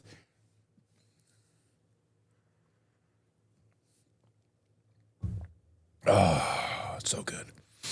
Yeah, and Helen is saying that sugar I want to keep out long term as it's the worst thing. Yeah, sugar is, for me, like candy is not difficult for me to avoid. Like it's never really been the sugar. I mean, outside of like ice cream and things, like ice cream and cookies, but that typically was whenever I was eating whatever I wanted. So those things are kind of like a secondary thing for me. So like they're not the primary. So like if I'm off the rails and if I'm off the rails, then usually the ice cream and the cookies follow. So like if you're seeing me eating ice cream and cookies, I'm already at like step 2 or step 3 in being off the rails. So like for me, it's like mac and cheese, whatever, like that kind of stuff. Like, I would, I could get away with it, I would eat like a 5-year-old every day. Chicken strips, chicken nuggets, macaroni and cheese, ramen noodles, mashed potatoes and gravy, whatever. The stuff that kids like, right? That would be me. I would do it. That's how I would eat. If it was up, if I could get away, you know what I mean? Not that, that I don't enjoy the way that we eat, that I eat now, but if I was going to be eating the other way, that's what I would eat. I'd eat like a 5-year-old. But if I did that, then I know that there would be ice cream and then pizza rolls and then candy. And then I would just be back to where I was. Back to being far more healthy than I am now, far heavier than I am now. I would have probably kept going. I would have been over 400. I would have probably gotten to the 500s and maybe even higher. It's crazy. And Rick says, I never want to kill animals, but without dead animals, I would be in bad shape. Well, that's the thing is like, I think, there was I want to say it was Billie Eilish had said something like, how could you eat animals if you truly love animals? How can you say you truly love animals if you eat meat? I think the reality is if we don't eat certain animals, then their lives and the lives of all the animals in their ecosystem are worse off. Like we see what happens when so we have a giant inside our city, like national park here, not too far from my house, like right up the street. Like I'm so close that we see bald eagles from there flying around our neighborhood. So we're really close to what's called Eagle Creek State Park. And it's a national, there's a big, huge reservoir and all that stuff. And there's deer in there, but every once in a while, like when the deer populations get out of hand, you can drive through and you can kind of see like the decimation of all the foliage up to a certain level. And then they're going to starve to death, which is far more inhumane, slow, and just devastating to them than it would be to send in what they do. They typically will send in hunters and call the numbers so that the vegetation has a chance to kind of recuperate. They're not overblown and all these things. Because, obviously this is not it's a national park and it's huge. And I've been, it's been there my whole life. It's such a vital part that there's like part of the interstate where there's like, you can get off on an exit and you can get back on an exit going, like you can get off. If you're heading north, you can get off on the exit. And then you want to get back on the interstate, you got to go south. You can't go back on north. And you can't get off, like if you're going south on the interstate, you can't get off where the park is. You have to go down to the next exit and then come back, because where the exits would go is where the park is. So, yeah.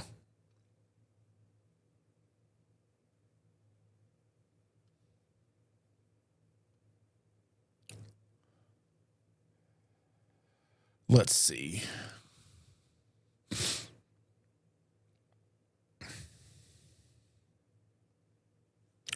Let's see.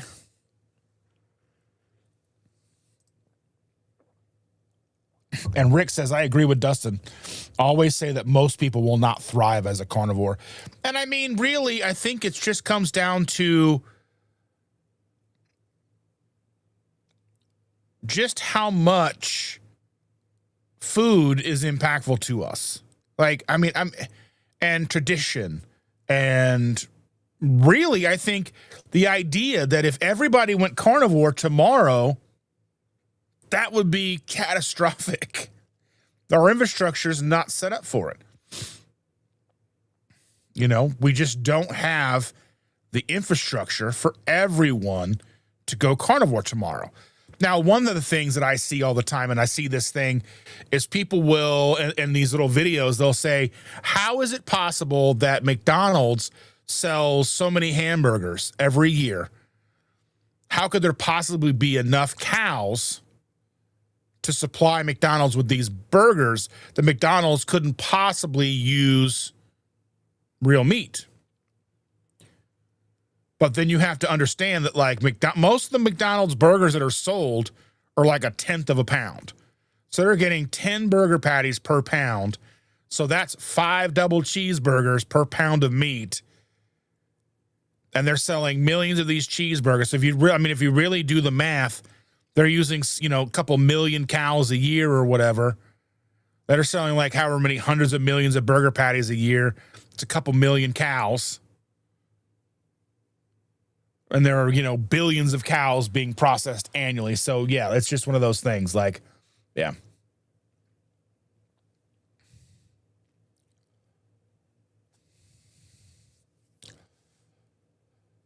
And say, Rick says, I put my money where my mouth is. I teach people how to garden and offer them fruits and veggies for free. Well, that's amazing. You do such great things, you know.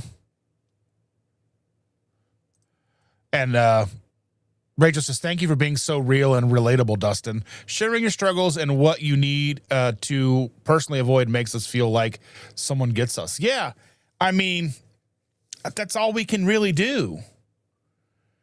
I don't want to be somebody that's like, I'm perfect. I do everything right. And if you do exactly what I do, you'll be successful too. Because then that'd be me being full of shit. And I'm not doing that. Because I actually want to help people. And luckily, we're in a community, I think, and maybe I'm off a little bit, but I think 98% of the people in our community are genuine. Maybe 95 to 98% are genuine. They're real. They're on, you know what I mean? And there's always going to be that percentage, especially kind of when things kind of blow up. And the kind of, and everything kind of gets really popular. Like carnivore gets really popular, keto gets really popular, and they go through the ebb and flow. And they're at their max. I think the percentage of the people who are more grifting and that are not real, and they're not really living that lifestyle, really kind of shows itself.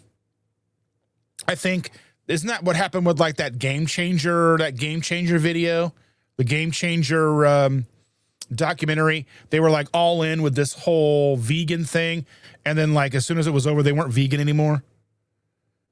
Maybe I'm misunderstanding or misheard that, but that's kind of what I heard, right?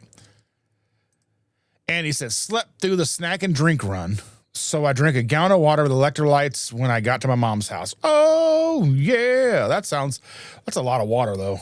I'd be peeing all night.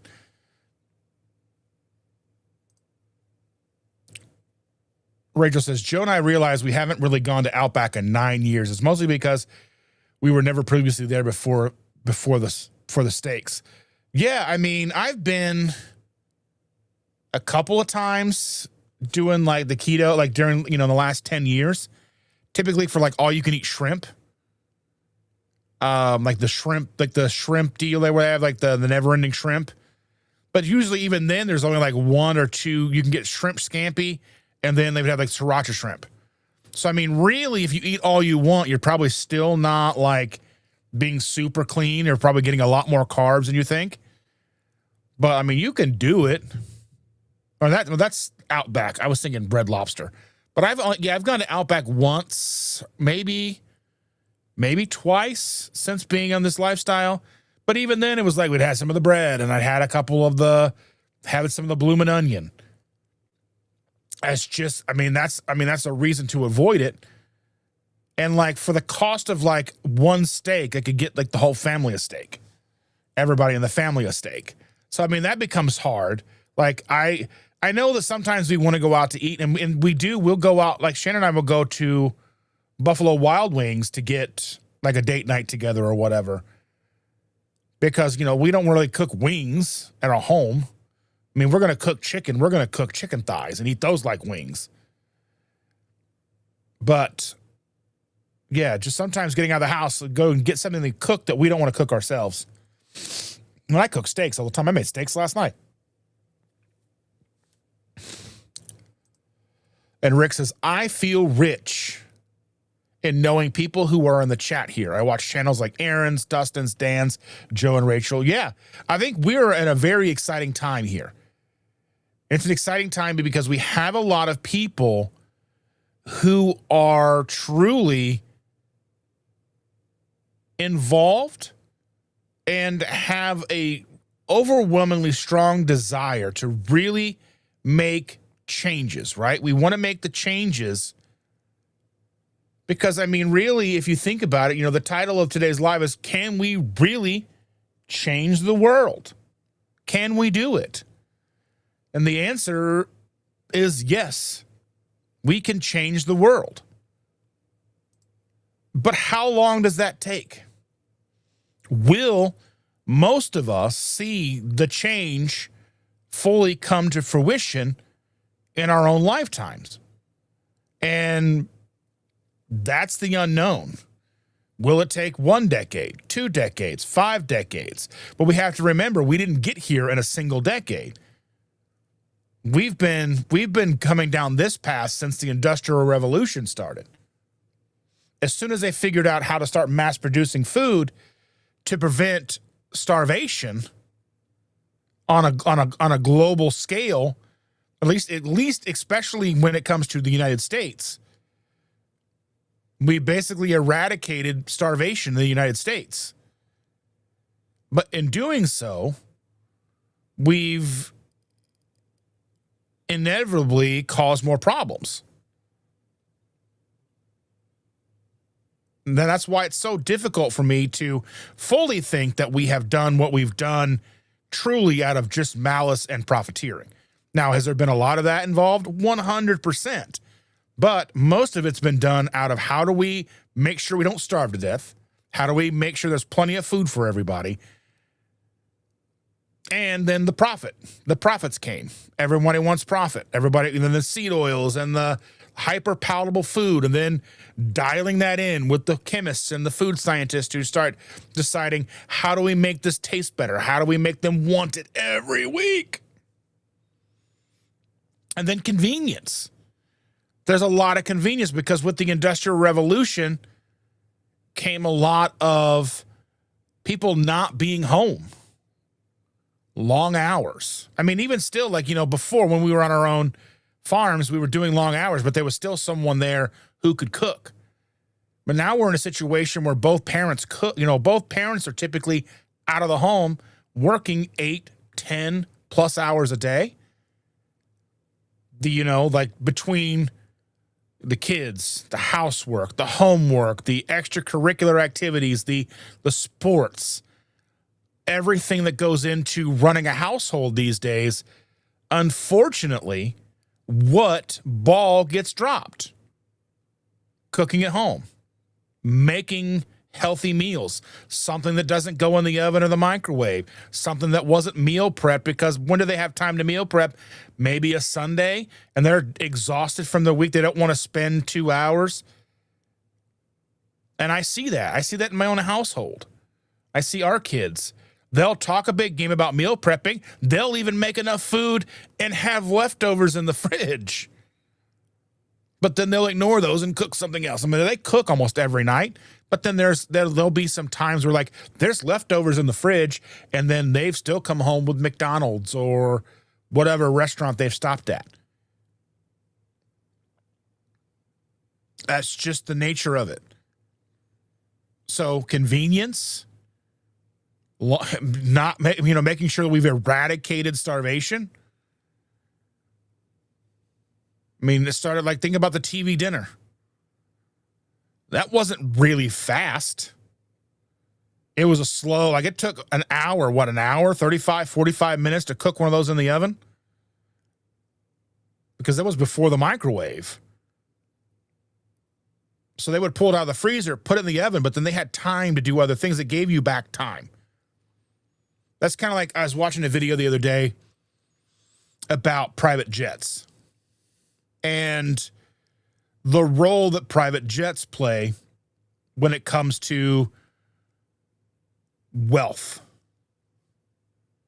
and how expensive private jets are, and how like there's like the dead leg versions where like you can go into these apps where you can book dead leg.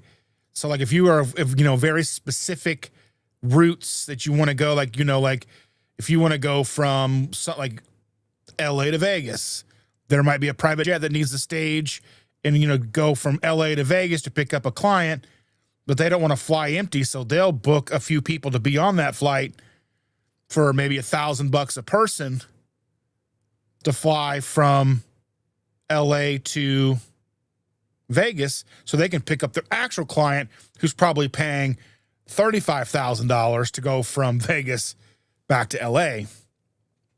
So there's the dead leg. Then there's things like JSX,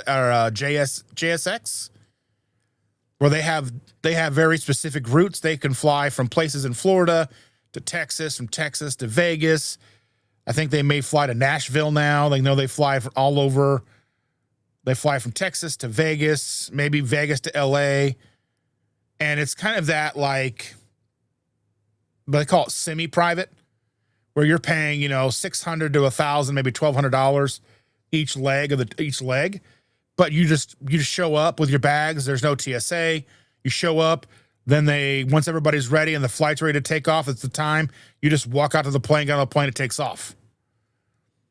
And then it talks about getting into at what point do you start to own? Are you going to do fractional ownership? You know, like a couple of companies get together and they will own a plane between like 5 companies so they can fly. And how does that make sense?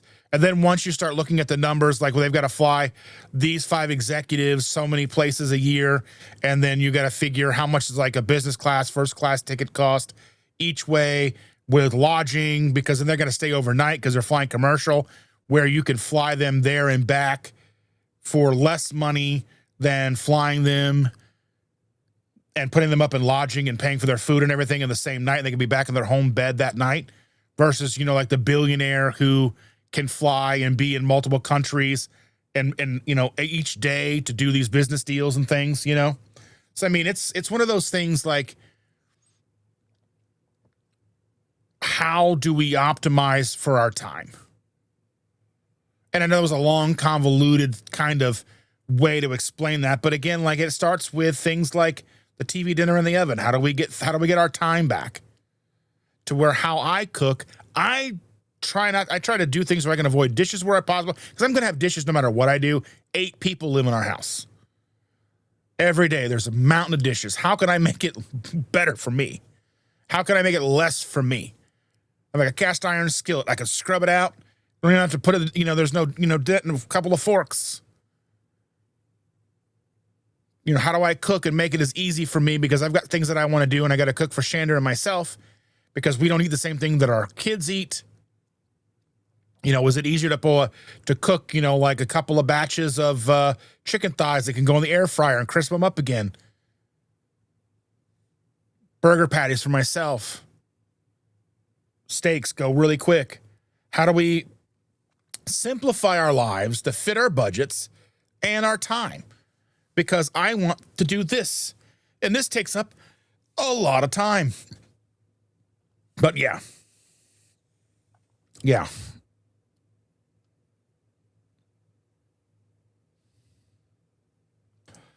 And Helen says, that's why I would make a good coach. I understand the struggle. Yeah, and I think, and that's kind of because at first I didn't understand, and I never really, I always thought the idea of health coaches was kind of like a gimmick or a grifting type of thing. Why does somebody need a health coach? But then the more that I start to understand and the more that I realize what I've gone through, that there's a lot of people out there who are going, and people who come to me asking me for help need the structure. They need the information. How can I help them get out of their own way? How do I help them and talk them through, like, yes, I've been through that. That's completely normal. This is part of the process. I did that. That happened to me. Here's how I got around it. These are a couple of things that I have done to move past it. That kind of stuff. And then the more I started to think about it, the more I looked into it, and then obviously taking the class and paying that upfront cost, then I was like, okay, this really can be a helpful thing for those who are willing, who come to you, who want it. Yeah.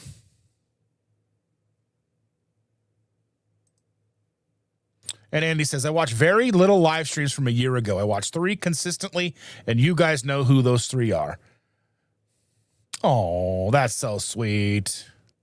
And she said, yeah, I figured this out, but Joe's driving and Rachel's doing the talking. Love it. And Maritza's saying also happy Mother's Day. Happy Mother's Day to you, Maritza. And let's see. Yeah, and Kathy says, I don't tell people what to eat or don't eat because you can't. I mean, even recommendations like, now, I mean, you can come down to like is it, do you have a problem when you eat that? Well, maybe consider looking at other options, because I understand what can trigger me, what is something that I should eat and what I shouldn't avoid. And, all of those things, those are just parts of living and learning and having that experience. And, okay, Helen says that Mother's Day in the UK is in March and April. Okay. So not too far off.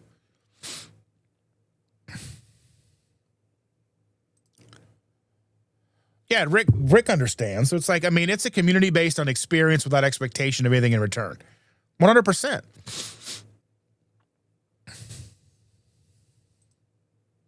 And Christy says this year, Mexican Mother's Day is on the same day as the USA Mother's Day. My students were excited that we're all celebrating today. In Mexico, it's always May 10th, and many of my students celebrate that. Okay, that's good. And Cindy says that we'll have to catch replay. I took a shower. Brian was listening. Must have missed a lot. Yeah, well, that happens. And Evelyn says many countries observe it on the second Sunday of May. Others tie it to International Women's Day, March 8th, religious holidays, Mothering Sunday in the UK, or spring equinox, May or March 21st in the Arab world. That's interesting too.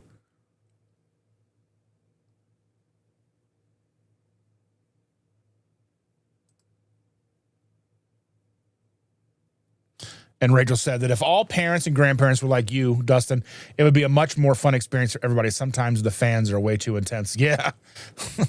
I just want to watch them have fun. And I mean, now part of the fun for me, and maybe this is wrong, but part of the fun for me is I get excited and I'm clapping and I'm screaming for them, like, go, Logan, go. I said her name. Anyway, didn't mean to. That's, but I mean, you get excited and you're like, yeah, go. And you're clapping and she looks at me and she goes, because I embarrass her. She gets out of the van in the morning when I drop her off. And sometimes I'm like, give me a hug and a kiss. And she'll do it over the seat, because she gets unbuckled from her car seat and everything. And then she's like, give me a hug. She's like, now don't say it when I get out. And the van door opens and I'm like, I love you. And she's like, she's like, don't embarrass me. So we're at that stage already in the first grade. So I figured that was going to wait until maybe 4th, 5th grade. But I tell you though, there are some kids who are like in the 4th and 5th grade that look like high school kids. I'm like, they're coming out and I'm like, did they come over from the high school and they're going to catch a ride with mom and dad? Like, what's happening here? I mean, maybe, but I don't know. They just look like, some of the kids look so small. And then some of the kids, I'm like, are you an adult? Like, what's happening here? Like, how long can they hold you back in the 5th grade? Like, I don't know.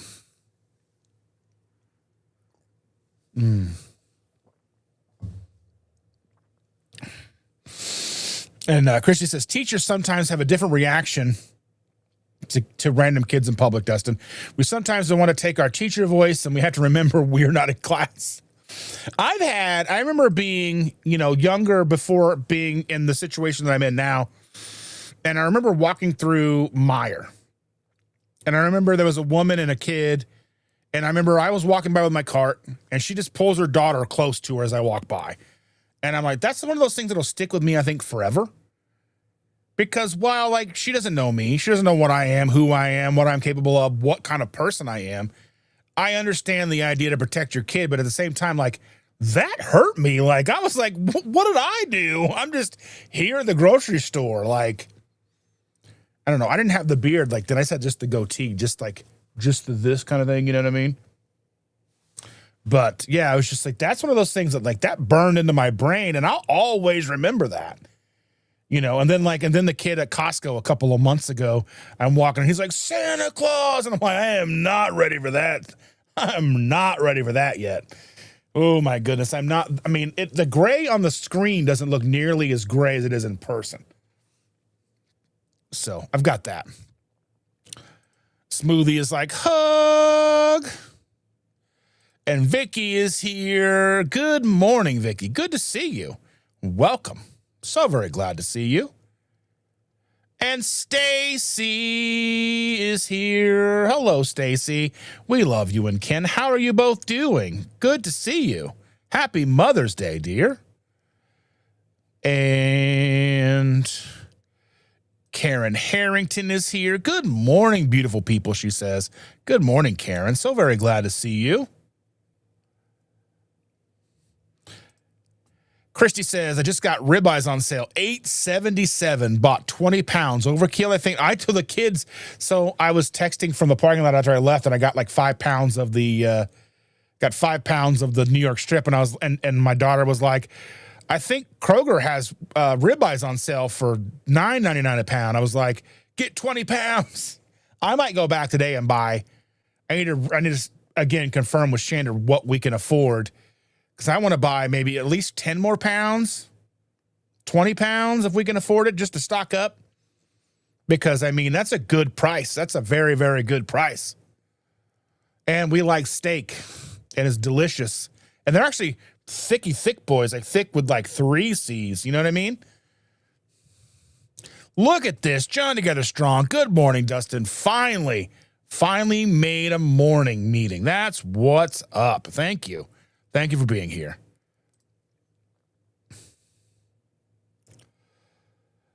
And Rachel says, that is definitely something I do not understand. When people criticize what meat someone is eating, I feel like saying, dude, I eat nothing but ribeye if you're buying, right? Right? And I'm like, we eat a lot of the $1.77 chicken thighs. Now, to be honest, they're not as satiating as beef. We don't eat a lot of pork. It gives Shander heartburn. She doesn't like it. Like, we gave her some bacon the other day, and she was like up all night with heartburn. I don't know what it is about pork, but it just does something to her. Pork is way cheaper. We could have so much more pork, but pork has been cheaper. But at the same time, I've been seeing pork prices rise. Like, used to be able to buy. Now, granted, I would have to, there used to be at Kroger, they would sell these $1. They were 99 cents a pound ground pork. Now, what I would do is I would go through and have to go through that pork and pull out the little, bone shards.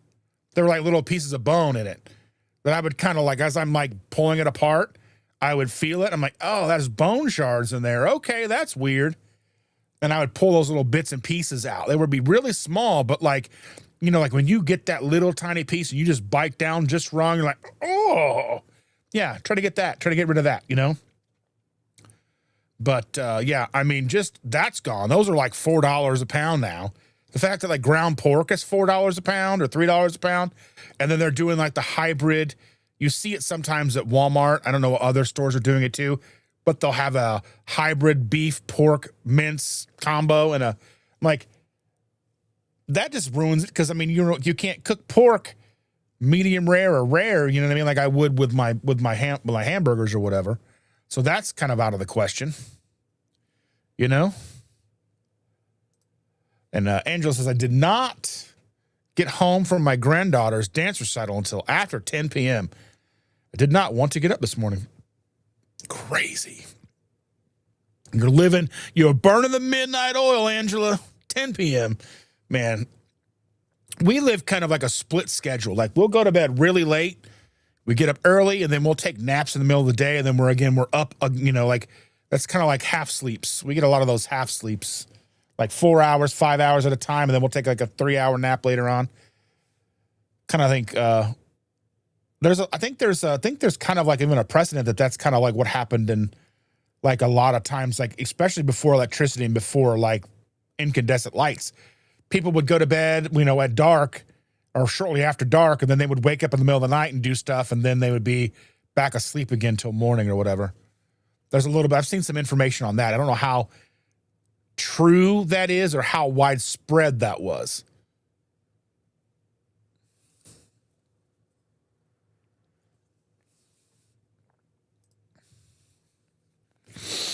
Yeah, I mean, I've always loved how Dr. Berry tells people to eat gas station hot dogs by themselves. If that's all you can afford, it's still 100 times better than the alternative. Yeah, I think we all have, like people will talk about finding the cleanest and most expensive hot dogs and something like Walmart right now has the 2-pound packages of the Oscar Mayer wieners, the Oscar Mayer wieners. I can hear Rachel wiener. Anyway, for $5 a pound, like $5 for the box. It's weird because right now, like at least in the Walmart that I go to, the cheese-filled ones are $5 for 2 pounds. They're $2.50 a pound. And the regular ones without cheese are like $5.69 to $5.89 for 2 of them. But still, that's like less than that's $2.50, less than $3 a pound for hot dogs. So I keep a lot of those in the fridge just because there's those nights where I'm like, you know what? I really do not feel like cooking. Throw them in the air fryer, get me some mustard. I'm good to go. Evelyn said, my youngest daughter had her senior prom yesterday. She looks so beautiful. I'll have to go and see did you post any photos? I'll have to go and see. Yes. So I love that.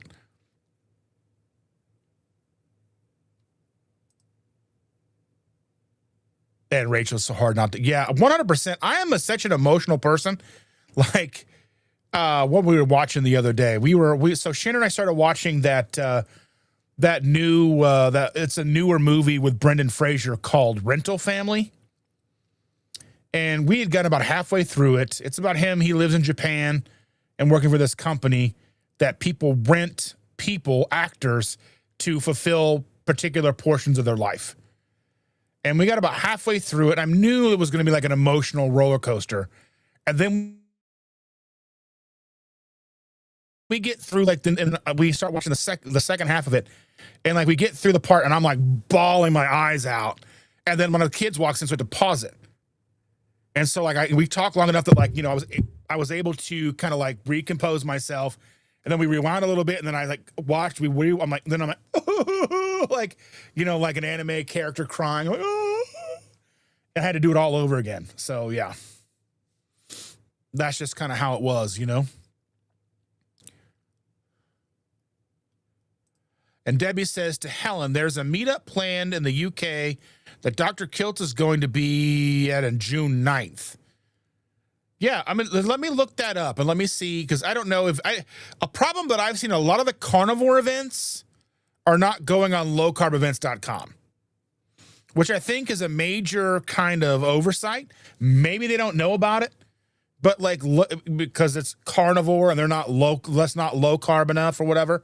But low carb events is a good place to put because people know to look there. And I don't know if there's a carnivoreevents.com, but let's take a look and see.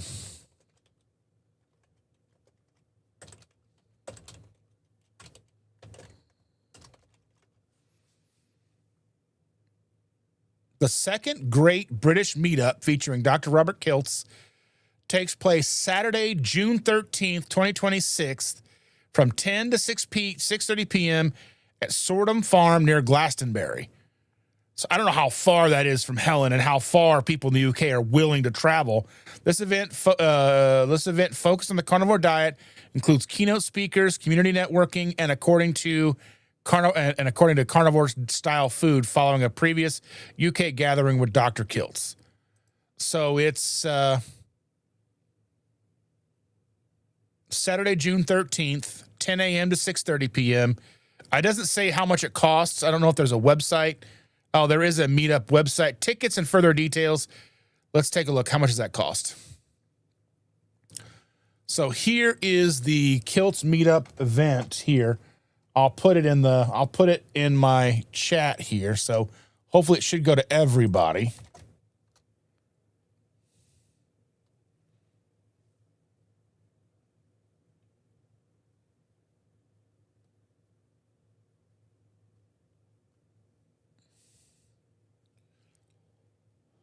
So there's that. Let's take a look. How much is it going to cost? May 6th was the cholesterol code. May 30th, the Albany meetup. June 6th, Healing Humanity hometown premiere. Montello, Wisconsin. Meet and greet movie screening. Q&A. Dr. K will be attending. June 13th, the Great British Meetup. Get tickets. Tickets are that might be the thing. How much are tickets? Did they say? Your ticket covers the event entry only. You still have to pay for food. How much are tickets? Tickets are £50. £50 per ticket. That's kind of a lot. I don't know what that translates to American dollars, but yeah. $50, £50. Dr. Kiltz, Dr. Abs, Richard Smith, Keto Pro, Angela Lero, Jonathan Griffiths, Carnivore Muscle. So Carnivore Muscle is going to be there. He's been a new person I've seen a lot in the chats and been on with Amy and such. So that's pretty awesome. He seems to be such a down to earth fellow. I don't know if he's been in my chats before or not, but yeah. And Marisa says, when I lived in Texas, it was 40 miles to the nearest Walmart, 45 miles to the nearest Costco. Well, Texas is a whole other breed. Texas is like the size of the UK. Or Texas is the size of Europe, basically. And Helen says, I have 350 subs now on my channel, a lot. So, so it's growing. Thanks, Dustin. You're so very welcome. We all deserve to have a lot of followers because we're doing it, you know? We're doing it and doing it and doing it well. Okay, yeah. So Rick says, I have mentioned my 1993 vegan experiment in most of my interviews in the last 3 years. Okay, I've seen a lot of your stuff. I haven't seen all of it. Because, I mean, yeah, like I don't watch your whole lives on Saturday. That's like 6 hours. There we go. Kevin's here. Hello, Kevin from Tuber Chat. Welcome, my friend. How are you doing, sir? So glad to see you. If you haven't followed Tuber Chat, if you are trying to grow your channel here on YouTube, become a subscriber and interact with Kevin on Tuber Chat. He goes live multiple times a week with tips, tricks, ways to help grow your channel and all of that fun stuff. A great little community he's building there as well. B is here. Good morning. Rachel says, I grew up with the incomplete breakfast. That's what I'm saying. Giant bowl of cereal, off to school.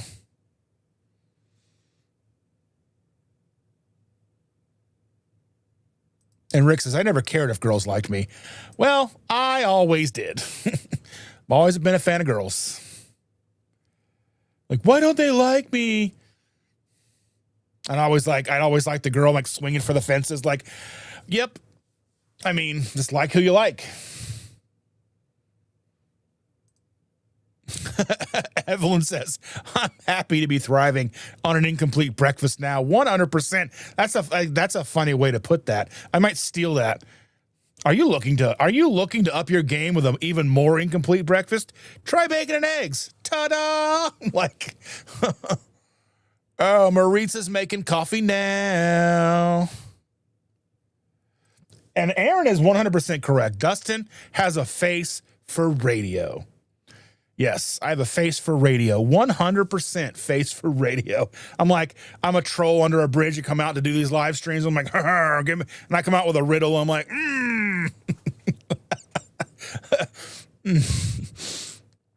Oh my goodness.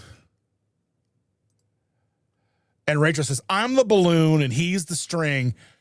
I lighten his life, but without him, I'd just float off into the breeze. Oh, that's the sweetest thing I've heard in forever. Oh my goodness.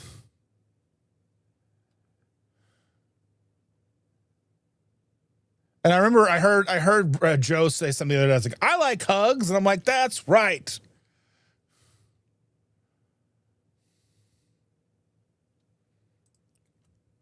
And Julie is here. Good morning, and friends. I hit my 100 pound. I've lost 100 pounds. I've hit my 100-pound mark. 100%.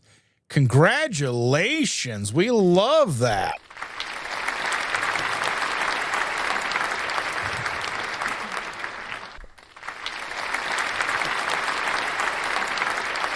There we go. I love it. Congratulations. Everyone's saying congratulations. Carl is here. I know he's been listening. Good morning. Just got my Bones coffee with Keto Brain, so now I can greet you all. I love it.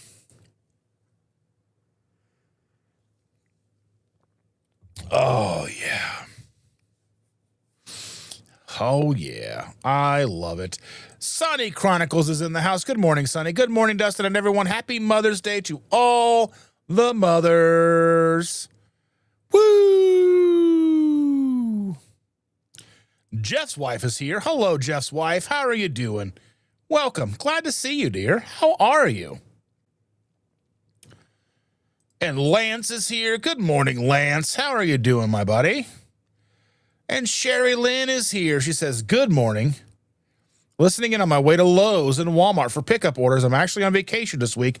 Happy Mother's Day to all the moms. That's what I'm talking about. I hope you enjoy your vacation. I don't know what's wrong with my nose. It's all runny today. I swear it's like the CPAP. The CPAP kind of dries me out, and then I sit up, and then it kind of like starts to loosen up, and then my face is all red, even though I think it's not so much red. It's like the camera. Like if I pull back, it doesn't look nearly as red, but as I get closer, it looks redder, more redder. Also, it's kind of like everything I do is dark mode. So like if I were to change everything to bright mode, it'd be like, woo. And I've got lights and stuff, you know what I mean? But yeah. Yes.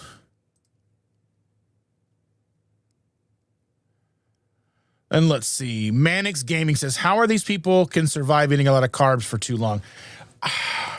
I mean, realistically, we've been eating carbs for hundreds of years. We've been like people like eating hundreds of grams of carbohydrates a day. And survive is different than thrive. We can survive on just about anything.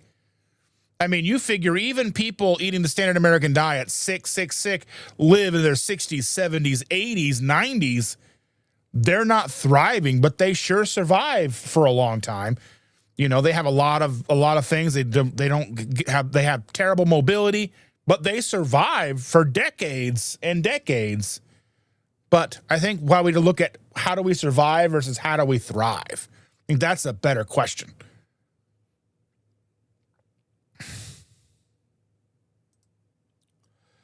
And Rick says, my oldest interviews always had me talk about trying to go vegan. Well, that's an interesting take. I mean, for me, hearing it now after knowing you for a while and, you know, knowing that you've been a carnivore for so very long, that's interesting that you did try to do that in the early days of the 90s. Because I don't even know that I knew that veganism was a thing in the 90s. I think we all had that one friend. Like, I remember my friend, she would go in when we'd go to Burger King and she would order the Whopper without the burger. So basically the opposite of what all of us would do. So she got the Whopper loaded, but no burger patty. So the question is, back then they would charge you the full price. So you're paying for the full burger without the patty. Just like I don't want to pay for the full burger if I'm only getting the patty, right? I shouldn't have to pay for the lettuce, the tomato, the onion, the ketchup, mustard, the bun, unless I want Like when I went to Sonic the other day, I did get mustard, onion, and pickle. And I can't remember. I don't remember. They gave me I think they charged me for some of it too. Yeah.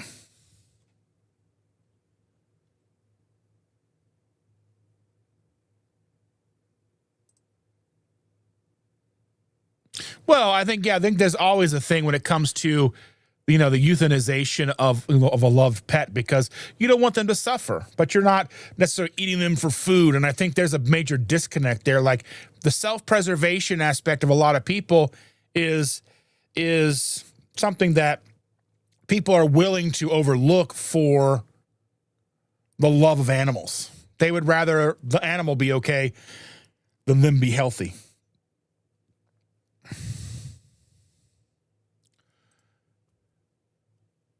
And Rachel says, come to our farm and we'll show you we love animals. I think some people say we love people, but they don't spend time with them, care for them, and encourage them daily. Love is a verb. Yeah. And you got to spend all your time for those quail trying not to off themselves. And Christy says, yeah, when they reintroduced wolves to Yellowstone after they had been gone for about 70 years, the whole place recovered ecologically. Apex predators matter. Well, I think one of the major issues, though, with that reintroduction is they did reintroduce the wrong type of wolf. So the wolves that were in Yellowstone initially were one kind of wolf, and then they reintroduced some bigger Canadian wolves. So these wolves have also started to migrate away from Yellowstone, and they're ending up in Aspen and all these places, and they're like killing livestock and doing all these things. So people are like, oh no, what have we done? And like, they're obviously going to stay away from people because they're smarter than that. But the idea that they did reintroduce such bigger wolves did cause some other issues in Yellowstone. But yeah, I mean, apex predators, everything runs in a specific fashion, and it evolved that way over a very long time. So it took a long time for everything to kind of work itself out. And there's ebbs and flows with, sometimes there's not enough food for the predators. Sometimes there's not enough food for, the prey. And how do they, ebb and flow of all the animals. Sometimes there's not enough rain. Sometimes there's too much rain. All the things.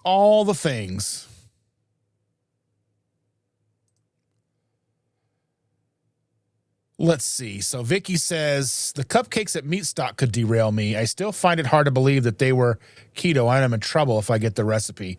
Well, that was one of the things that I was wondering about, because the people who were throwing MeatStock, the typically, they're, especially when it comes to the carnivore crowd, and that was typically who they're catering to, are typically more people who, I was surprised that there were so many non-carnivore vendors and stuff, especially when it comes to food, that were there. And I was wondering what the carnivore take was. Were they upset? Were they like, well, I don't know why this is here. But again, something like MeatStock, especially at that size, takes a lot of moving parts and a lot of, it's expensive to run those big things and pay all the people to run them. And yeah, so and there's got to be the sponsorships, the rental space for all the people, the vendors and all that stuff. So yeah, it's a very shocking idea. I didn't even realize that they were non-carnivore. I knew that there was a carnivore cereal. I knew that Switch Sweets was there, which I'm a new affiliate with them, I think. I have some product to test and some stuff to give away coming up for my 10,000 subscriber giveaway that it's taken me forever to get to, because it took forever to get some of the stuff in. So I'll be posting that soon. So be on the lookout for the 10,000 subscriber giveaway as I close in on 11,000 subscribers. But yeah, I was very curious to see that there were so many non-carnivore vendors at MeatStock. So yeah. And Dan says, I'm back driving to my mom's right now. It's going to be a great day. Well, make sure your mother knows that we all say Happy Mother's Day. And Sean says, how some of the old movies can sometimes predict the future. I think Demolition Man, all the meat was synthetic. He had to go underground to get real meat burgers. That was all rat, though. Well, I think I mean, movies and people have been predicting the future for a long time. So a lot of it's wrong. A lot of it's, and hopefully we're not dealing with three seashells, because I don't even know how that works. And, all that fun stuff. But, yeah. And I definitely don't want Taco Bell to be the only fast food restaurant, because they have the worst quality meat. I would rather another chain win win the fast food wars. But,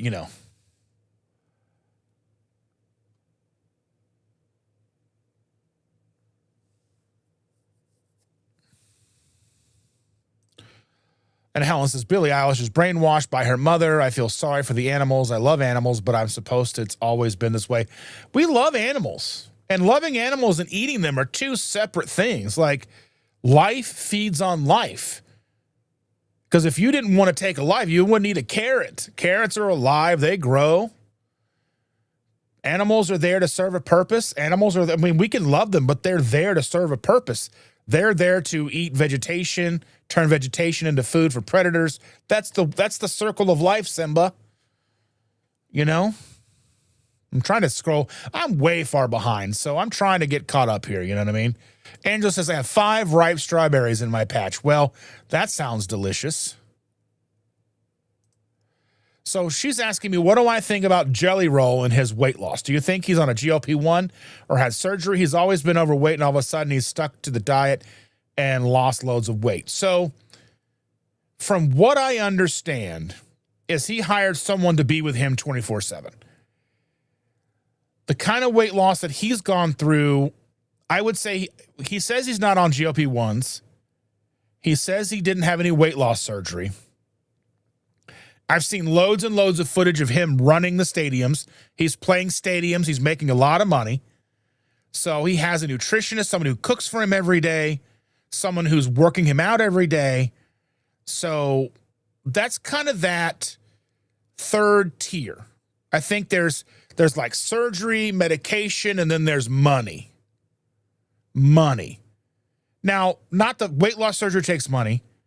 Weight loss drugs like GLP-1s also take money, but it's not the same kind of money that you're hiring to have a person with you 24/7, someone cooking your food, someone working you out, someone pushing you, and basically giving yourself to them. Because,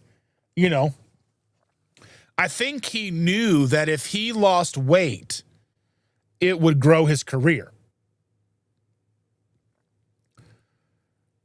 And not to say that he's doing it just for that, but I think there's a happy accident with that because, as the big guy, but the downside too also is if you are the big guy, then you lose weight, then you have kind of lost that specialness that's about you. And I know we've talked about this with a lot of different people, and even people like Gormy has talked about this.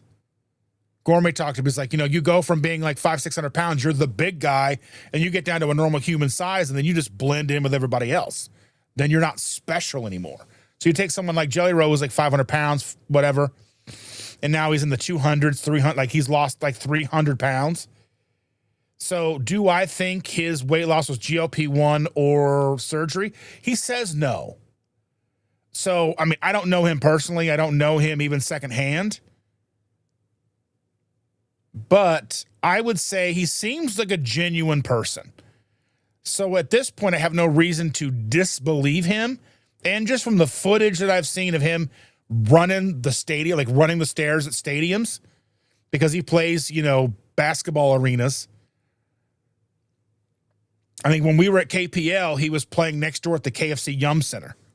And like the fans came in. It was like that was one of the things we did one of the nights of KPL is sit in that lounge area, that middle lounge area above 4th Street and watch the thousands of people come in from the Jelly Roll concert. It was crazy. Just people flowing, just kept coming. It was insane. We just had a seat. We're just sitting there and watching them all come in. I enjoyed it. It was interesting. I love to people watch, but I would say that that's how I look at it now until I have other information.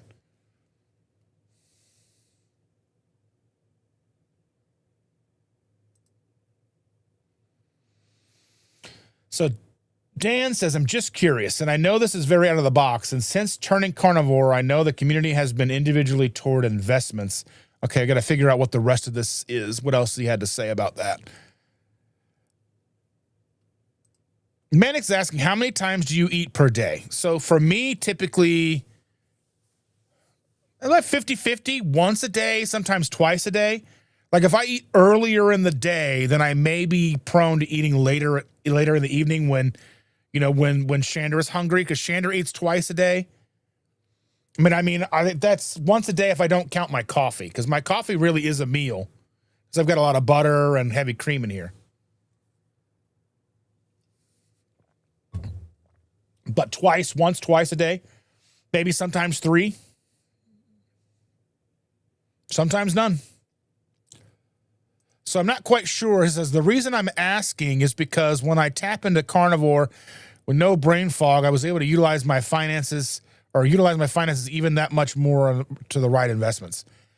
Yeah, I think if you have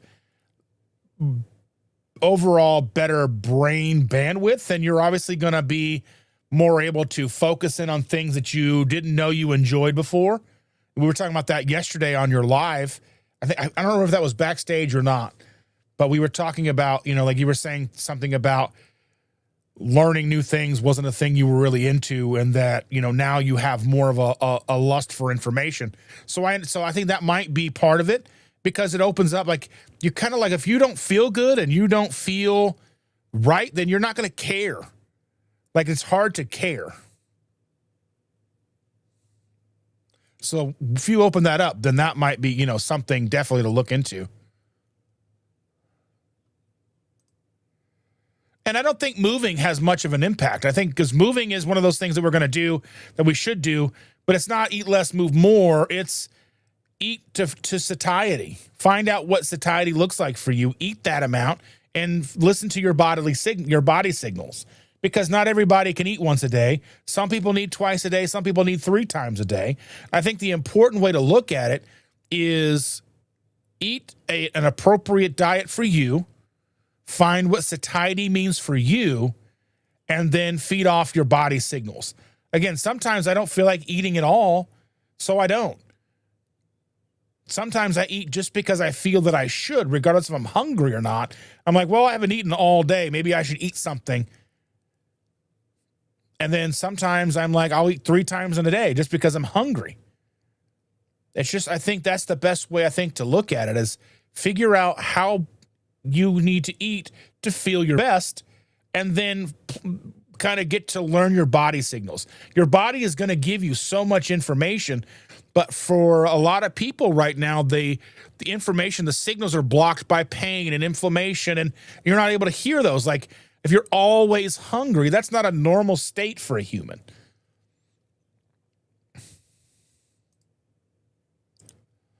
And Sean says, last time we went to Outback, it was 2017. The service was horrible, so we decided we'd never go back. Our steaks were like leather, and they were so overcooked. I would have sent them back. For the money you pay, if you said, I want a rare steak, and they bring you something that's inedible, I would be like, you know what? I'm trying not to be a jerk here, but, like, this is not a good steak. I'm very sorry. And maybe they don't like that, but, I don't know. And Helen says, I don't want... Let's see. I don't want,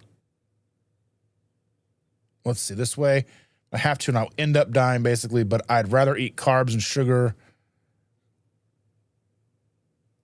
Well, I think we all want to eat what we want. Like, if we could all get away with eating milk and cookies every day, I think we'd probably do it.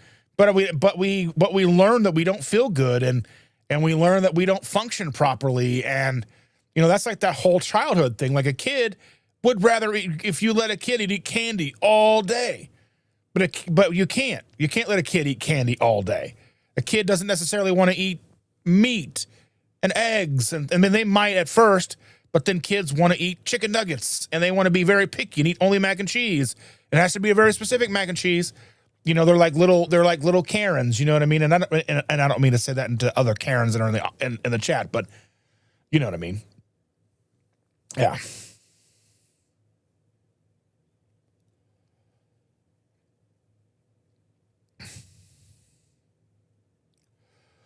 Let's see.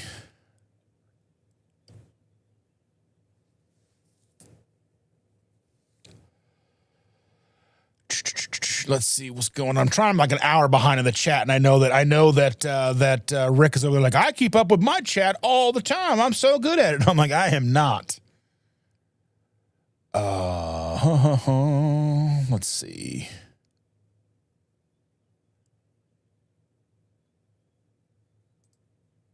And Helen says, this live is making me want to make content again. Do it.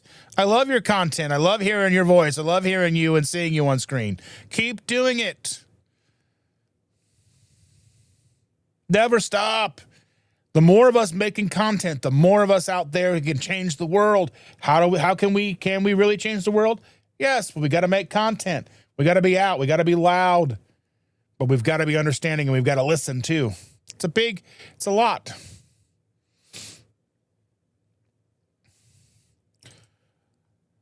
This sounds like my entire life. How to lead when you're not in charge.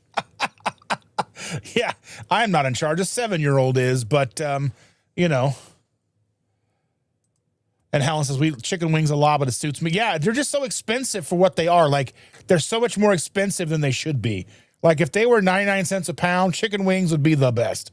But they're like $5 a pound. I'm like, no, I'm paying for mostly bone.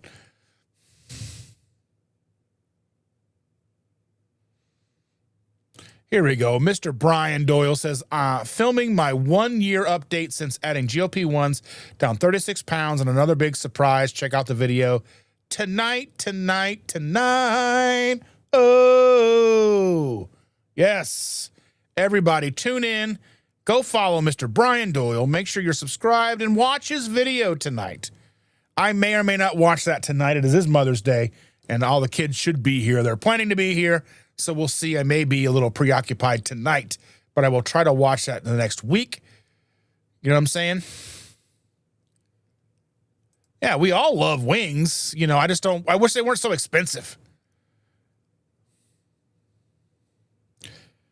Let's see. Do they have ranch dressing over there? I'm sure they do. Maybe. I don't know.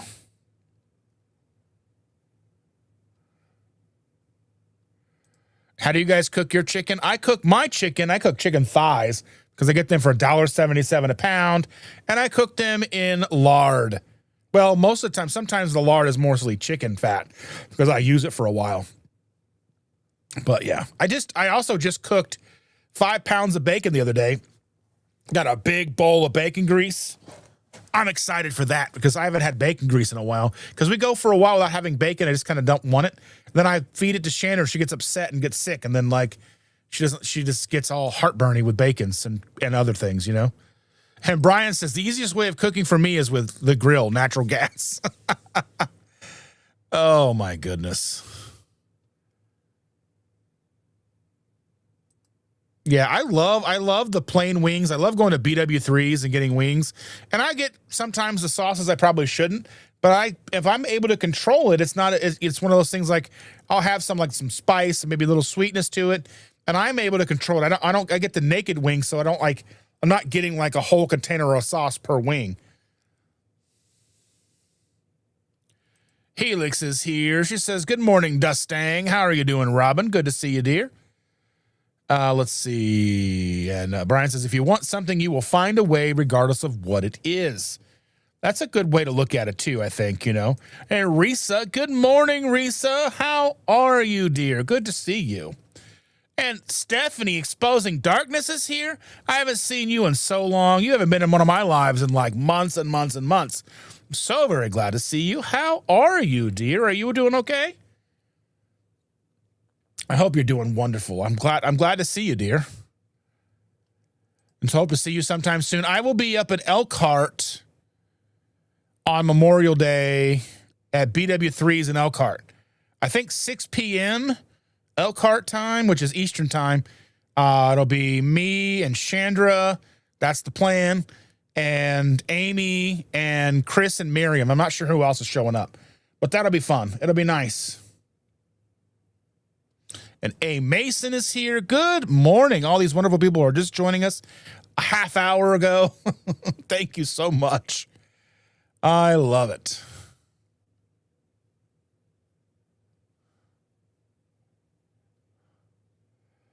Trying to scroll through everybody saying hello to each other.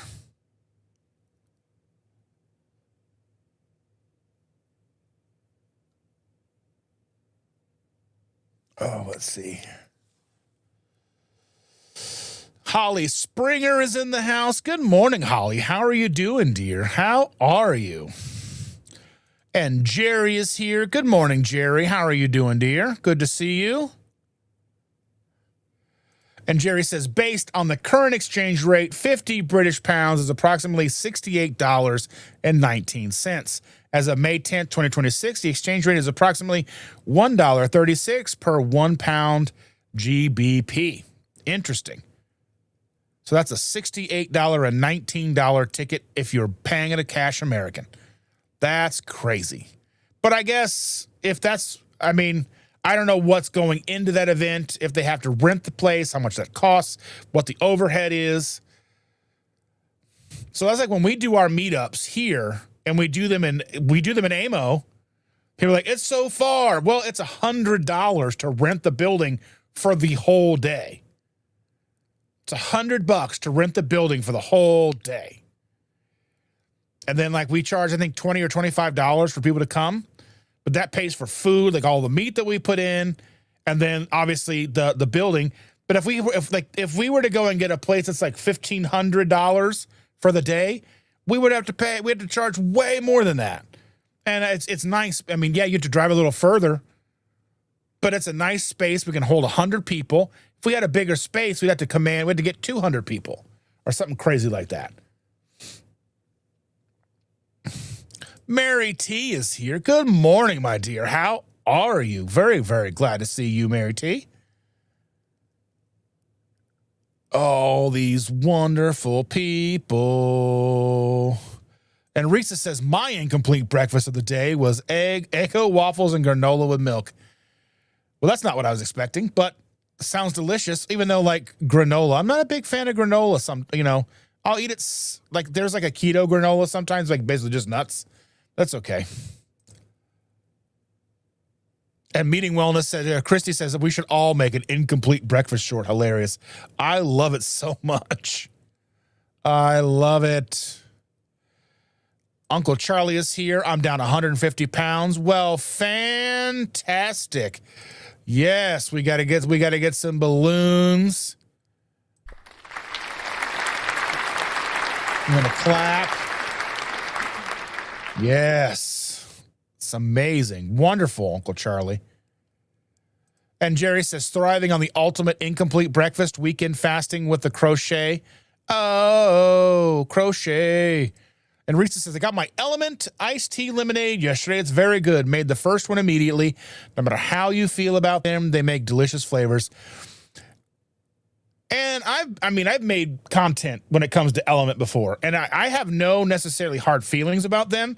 I was just like, okay, like we had, because Rob Wolf talks about we was like basically was guaranteeing, just to kind of give a backstory about the controversy.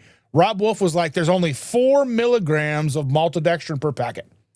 4 milligrams, which is like a teaspoon across 1,000 packets. Not a big deal. Not even anything, probably not even going to blip your blood sugar. Anything at all. You're not even going to notice it. Even if you drink like 3 packets a day, not a big deal. But come to find out, it wasn't 4 milligrams. It was 4 grams. It was like 2.5 to 4 grams, which is, half a carb, quarter to a half a carb per packet, which that's a significant order of magnitude difference. That's what I was pointing out. And when they did push that out, they did put that into a blog post, but the blog post, you had to search for it. You couldn't just scroll through and find it. That's what I was upset about. But yeah, I always like to just kind of clarify that because I still use Element. We have Element at home. I would still like to try their lemonade salt because it is supposedly maltodextrin free. And now with the new lemonade iced tea, sounds phenomenal. If it is too also maltodextrin free, I would like to try that. I had looked at Walmart and Lipton both have instant like lemonade iced tea, like a lemon iced tea, like you can buy like the powder, but it's like the first ingredient I want to say is maltodextrin, because again, what are they doing? It's all flavor, so they spray the flavor on the maltodextrin. It's a powder they put into the container. That's what the maltodextrin does. When it comes, they spray the flavor on it because the flavor is such a small amount. They spray the flavor on a large amount of maltodextrin, of an entire, conveyor belt. They can control that amount in a large quantity. It's actually a measurable amount at that point. Mix it all together, and then they can measure that out in each packet. So that's how that's done. Why they do it that way. But then again, we have companies like Salty, where Chris talks about having to stomp his feet. I don't want maltodextrin in my product, and then we get Salty.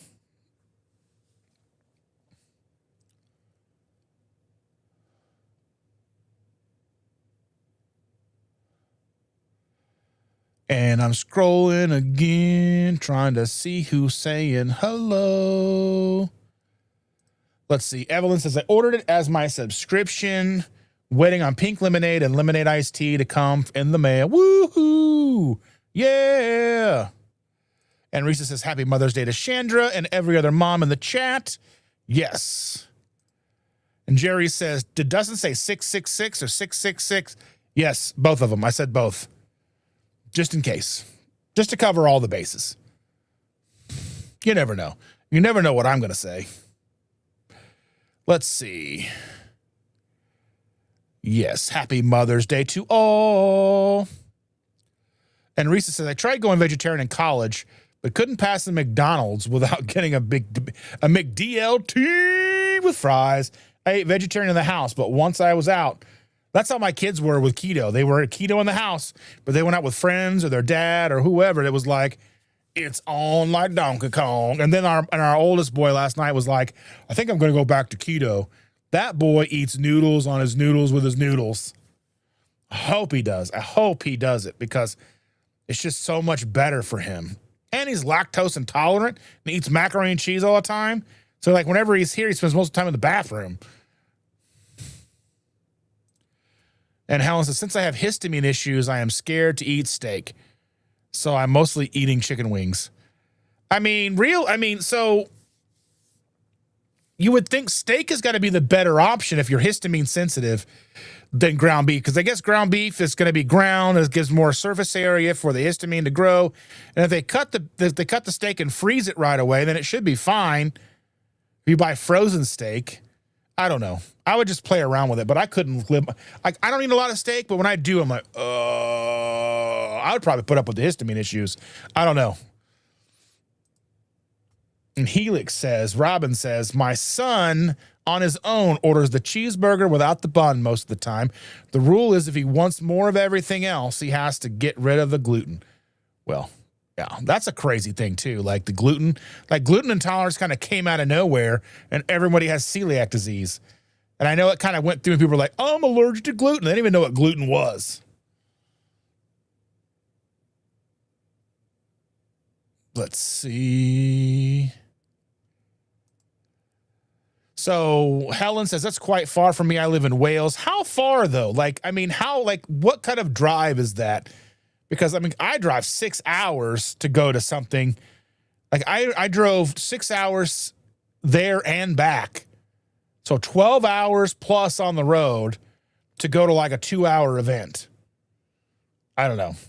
And I know that's a difference in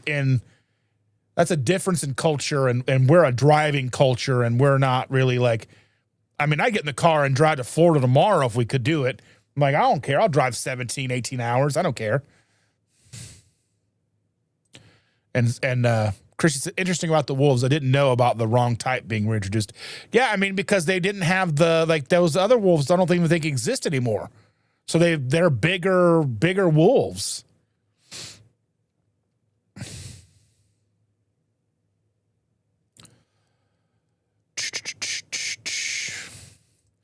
Yeah, and Helen says 50 is $68. That's quite expensive. Yeah. There's a lot of, that's like, it's expensive to do this stuff.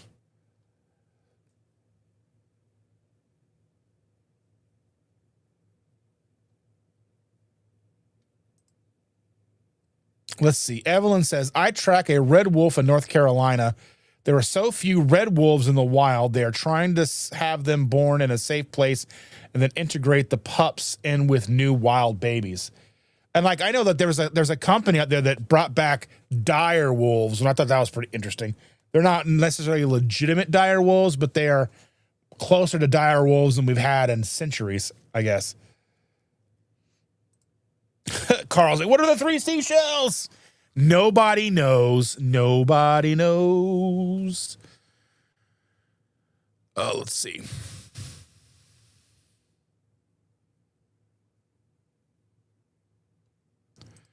And Helix was saying, you know, like there was some things like the CBD skin lotion they wanted to put on me that were not good ingredients, but I know for sure the red light stuff works. Yeah, the red light stuff is work because it's the sun. The best place to get red light therapy is the sun. Or pay hundreds or thousands of dollars for a red light lamp to put in your house or whatever. That's crazy. Just go sit in the sun. Like, I guess it's like, I mean, it's good to have. I mean, like the gym that I went to for a while had like a red light therapy place.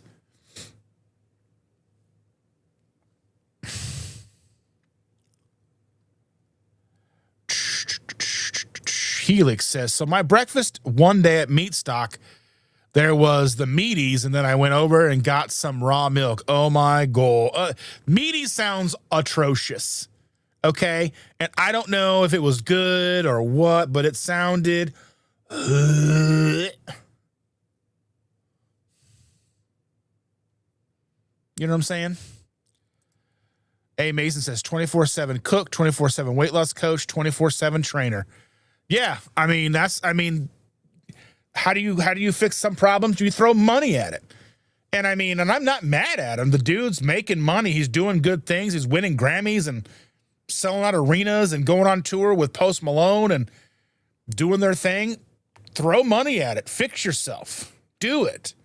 I support it. I mean, I don't have that luxury, of course. You know, is he eating a diet that I would recommend? No. But it seems to be working for him. And then he's going to have loose skin surgery. I'm sure of it. And he's going to be, when we're not even going to know, he'll probably film the whole thing. And then when it's all over, he'll put it out. I can guarantee that. Because that's a big thing. Like, this is what I went through. Oh, awful. I've seen so many influencers that I've followed over the years on Instagram go through that skin removal. And I'm like, that's too much for me. That's so much. Whew. Yes, and Mary T says, I didn't get active to lose weight. I lost weight and became active. Hunger is our body telling us when to eat. 100%. That's a thing, you know what I mean? Helix said the meeting people were so charming. Well, I mean, like, hopefully, like, if they're like there's people at booths and stuff that I've seen at these events, and they're just like, why would I buy from you? You're not even a good salesperson. You're not even like charming or endearing or anything. You're just like, buy it, buy my product.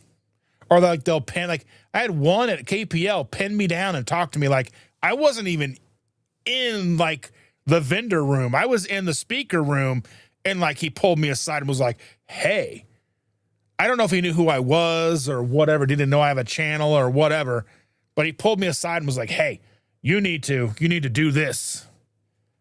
I'm like, or not like that, but he was like, have you heard of our product? And give me the whole spiel. And I'm like, I don't care. If I wanted to know about your product, I would have walked up to your booth. You know?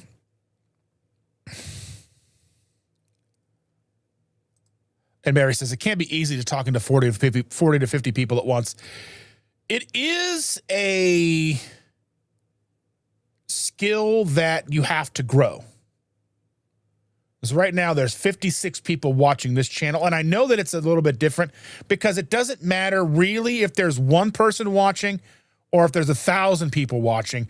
Granted, there are subtle differences in the interaction and like the chat. Like if I was talking, there was no chat. Like there was a live I did with, I think it was Chris from Ketogenic Geek. And like for the first half of the live, there was nary a comment. And that was weird. And not because I'm like, I'm somebody special. Why aren't people chatting? But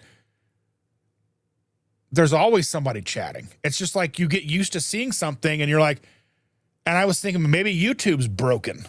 I still don't know. That was still the weirdest experience I've had on YouTube. You know, there wasn't a lot of people watching, and maybe it just was a weird day or whatever. But like, I mean, we weren't really going to interact that much with the chat anyway. We were having a discussion amongst ourselves that was available for anybody to watch.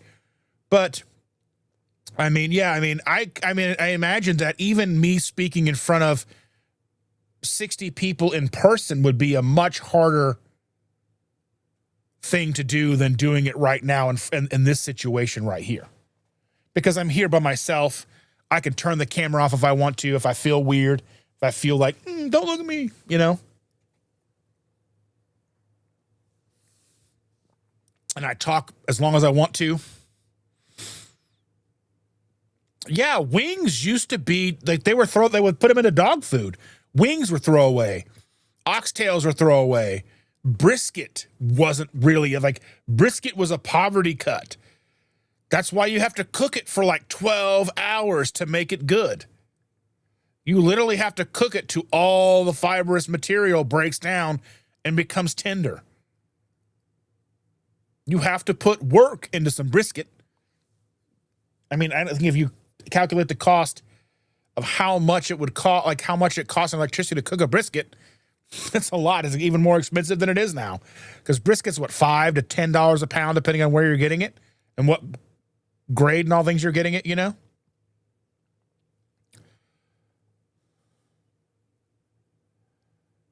Let's see. Evelyn says Meaties, 6 3.9 ounce boxes for $70. 2 flavors, maple cinnamon and cocoa crunch, 10% off code on the site. So it's like 6 servings for $70. I will pass. And that's the kind of stuff like, would I mind trying it? Sure, I wouldn't mind trying it. But if they want to send it to me, they're going to want something back from me. They're going to want me to talk about it. And that was one of the things I think, even when Chandra and I were doing all of our product reviews, like most people watching our product reviews, most companies, they watch our product reviews, weren't going to contact us because we were not favorable to most products. We were honest, like legitimately honest. Like we didn't hide our faces. We didn't go, that's delicious. Oh. No, we didn't do that. We were like, this is not good. They need to do this and this with the flavor. Now, we had a couple of companies who watched our content. Like we had a video with Moon Cheese. Moon Cheese had made like, for a little while, they were making these things that look like Cheetos, and we had got them from Whole Foods, and we got the 3 flavors, and we were trying them. There's some things we didn't like about it. And they were like, oh, you have the old version. Let's send you the new version. They sent us a whole package with all the stuff. Like, well, what's your favorite product? I'm like, we love the regular original flavor of Moon Cheese. We like the big bags from Costco. I wish they would still sell those because that stuff is delicious. Moon Cheese is phenomenal. But I digress. You know, so they sent us a big box. They watched our content. We were honest. I mean, we're never mean, but we're honest about the products. Carnivore Helix for $5. Thank you so very much. Lard, yes, it goes on sale at Walmart all the time, so Mom and I have a ton of it. Yes, yes. And it's weird because it is difficult to find, like you can find a lot of healthy tallow these days, but healthy lard, like you got to buy like the lard at Walmart. And I'm not above that. It's cleaner than vegetable oil. It's cleaner than seed oil, and we use it. I mean, I have lard and I have tallow, but lard is easier to get and it's cheaper than tallow. Tallow's the new. So unfortunately right now, tallow is the big fancy. So everybody wants it. And like I put a video out about the tallow that they have at Fresh Time. And if you watch that video, most of the prices are like $21 a pound. Like a 16-ounce jar, $20, $21, $19.99, $15.99, $16.99 for all that different stuff. Ridiculous. So that's why, I mean, and the lard is like $2 a pound, $3 a pound.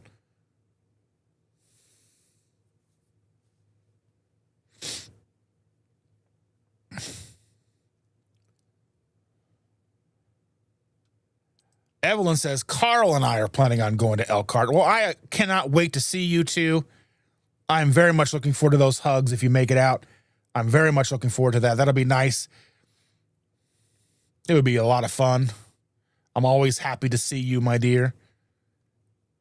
And Helen says, I love Jelly Roll. He looks amazing losing that much weight. It's life. Oh, I imagine he feels significantly better. And Lance says, Dustin, I woke up this morning, went to make coffee, and I could enjoy and listen in here.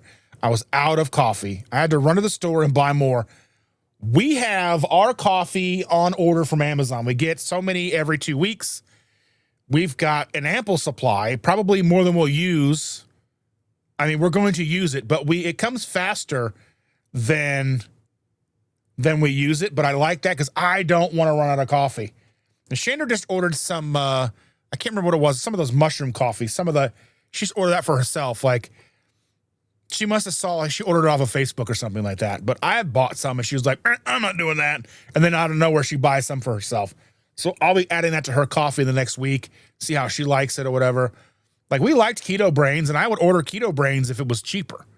Like, it's just, that's the most inhibitive piece of most of this is the price. And I mean, that's just legitimate honesty. I wish I had the money to be able to be like, okay, $50 for this and $100 for this, and I would love to be. I would throw money everywhere I could. But yeah, running out of coffee terrifies me. Same thing. Okay, here's a funny thing. I thought I pulled some. So I usually keep, a pound of butter or two on the counter, right? The salted butter, so it's okay on the counter. I went and I pulled 2 pounds out to put on the replace because we were out on the counter. And I looked and I said, we only have 2 pounds of butter left. And I had this almost panic attack. And then I noticed that there were 12 pounds on the other shelf. And I'm like, who else would panic about only having 2 pounds of butter in the fridge and then notice you have 12 other pounds of butter in there? I was like, that's a video in of itself right there. It's like, who was ever panicked that they only had 2 pounds of butter to find that they have 12, 13, 14, like 13 pounds of butter, 14 pounds of butter in the fridge, And I'm like, whoo, like, that's crazy to think. Like, if you step back and think about it, it's insane. Yeah, I think a lot of celebrities are on GLP-1s now because, one, it does inhibit appetite, and they're always trying to look good. But then there's, like, telltale signs. But, I mean, Jelly Roll has that kind of, like, Ozempic-looking face, but he was also 600 pounds, 500 pounds. So when you lose a significant amount of weight as fast as he's done it over the last, like, year or two, 300 pounds, you're going to have that Ozempic face. Because I don't know if he's getting enough protein. I don't know whoever this nutritionist person who's cooking for him is. I know he's not eating steaks and all that stuff.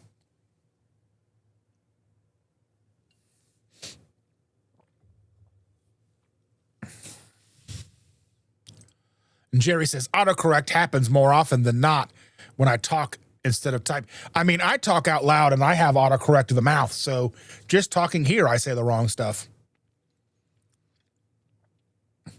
Terry Girl is here. Good morning, dear. How are you? I'm so very glad to see you. And Helix is trying to create a MeatStock USA montage.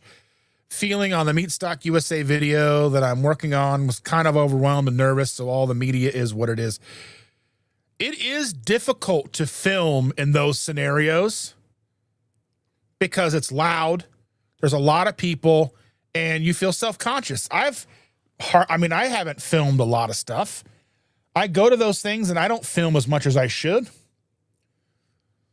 It was funny. I was going to go to KPL, and I went to KPL in 2024, and I was going to record and talk to everybody and do these little interviews with people, pull them aside and do, 2 to 5 minute interviews with each one of them. And as I'm driving down, I realized I had forgot my microphones. So that was a bust. That was a bust.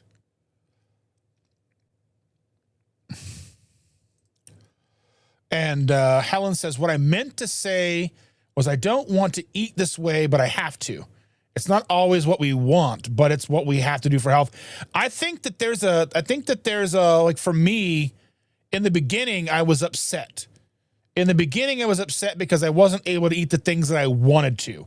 And I had this idea that once I lost so much weight that I'd be able to eat this or eat that. And then as it's gone on, I've realized that what I want to eat has shifted because it has been 10 years. So what I want to eat on a regular basis has shifted. My tastes have changed. My overall outlook on food has changed. So while I still eat things that I probably shouldn't from time to time, it's not an overwhelming sensation. Like I don't have an overwhelming draw to go to McDonald's. I don't have an overwhelming draw to go to Cold Stone Creamery and get ice cream. I don't have this overwhelming thing to go to Walmart and buy snacks and treats. From time to time, I will have things. If I see something at the grocery store that's new that sticks out to me, I'm like, well, why didn't we have that 10 years ago? Then I'm like, oh, I want to try that real bad. Or those things like we watch like the Disney videos and they're showing the new treats and the things. And I'm like, ooh, I want that. But I don't really have the desire. There's like that overwhelming desire that I had in the beginning is gone. So the thing is, I think the longer you eat in a certain way, like the longer I do this, the less desire I have and the less compelled I am to eat things that I shouldn't have more often than not. Do I still have things? Of course. I'm always going to be a fat guy on the inside, I think. And Lance says, the only change I have to my diet recently has included flavored element daily for the last week, 5 days of 2 flavored element, and I woke up sore and stiff for the first time in 20 months. Interesting. Which flavors had you been using? Because I know that there is some maltodextrin in some of the flavors. I know the lemonade one supposedly doesn't have it. But I think that's the only one right now. I'm not sure about the rest because that controversy has kind of been laid to rest and people aren't thinking about it anymore. They haven't really been talking about new flavors and what they have or don't have. But that lemonade salt kind of came out right at the ending piece of that controversy. So it made something that I knew about it and people were testing it. There is a way to test if something has maltodextrin in it. If you have iodine drops, if you put iodine drops in, like if you take some of your stuff and put it in water, like an element packet in water, and you put it in and dissolve a little bit, and you drop a couple of drops of iodine. If it turns clear, it's fine. If it turns like a purplish color with a little bit of water, it's got maltodextrin in it. That's a test that Chris Bear over at Keto Chow Salty came up with and was telling us about. So we've been using that to test stuff. He says, I'm going back to the raw. I have no problems with that one. I like the clean slate over at Salty. I mean, I am an affiliate with them, so I mean, there's obviously a bias there. So take that with a grain of salt, if you will. But I find it more affordable than the Element, and it tastes just almost exactly the same. But you're getting more potassium and more magnesium from the Salty. Slightly less sodium, but only by like a couple of milligrams. Nothing major. You can make that up with like a shake of salt on your steak later on, you know? And Helix says, I tried Salter, amazing. So Salter, that's kind of one of those things. It's like, that's kind of one of the companies, like the name of itself kind of frustrates me. It's like Salty's had been out for like 2 years, and here comes a company calling themselves Salter. And I know that there's a difference, but like, that's so similar in a very small community that it's like you're kind of doing that on purpose. And I understand where they're coming from, what they're doing, but like, come on. That seems like weaponized almost. And I don't know who runs the company. I don't know who manufactures it. I don't know who they are. I have no interest, no affiliation with that company whatsoever. And that's even outside of me having an affiliation with Salty. I mean, I do have an affiliation with Salty, obviously, but like two companies having the same name or similar name, very, very similar name. That's just like, really? You couldn't have come up with anything else? Could have been like Viking salt or something. I don't know. Where do you buy Meaties, anyone? I would probably search the internet. They probably have a website, meaties.com. I don't know. I will look.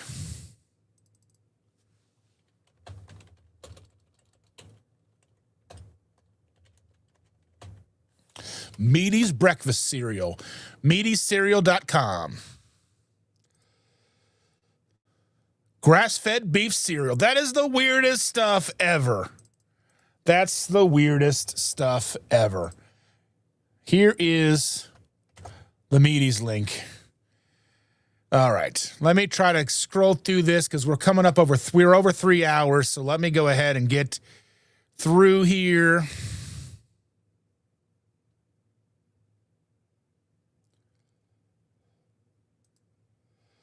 QQQ. Is the Memorial Day meetup on low carb events yet?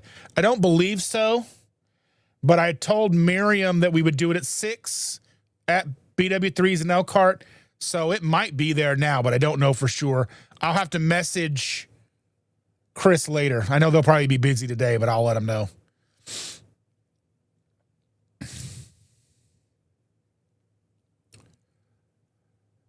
Terry says, Dakota, my husband, will be making his own breakfast. I'll play the Mother's Day card.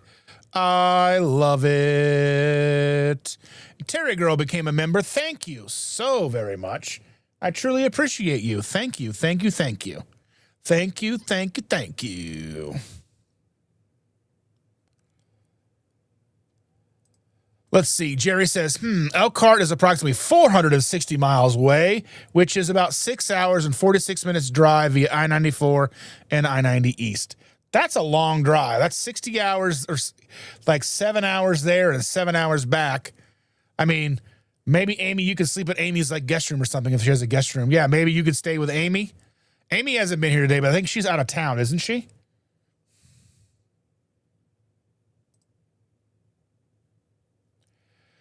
And Helix Robin says, I can sell stuff really good. I have got to continuously do that the whole day. And then, yes, it's like an acting gig for me. Hustling, I can ace that because I am my father's daughter. Well, that's fantastic. I love that. I wish I'm a terrible salesman. Because even here, like, I'm like, do you need Salty to thrive on this way of life?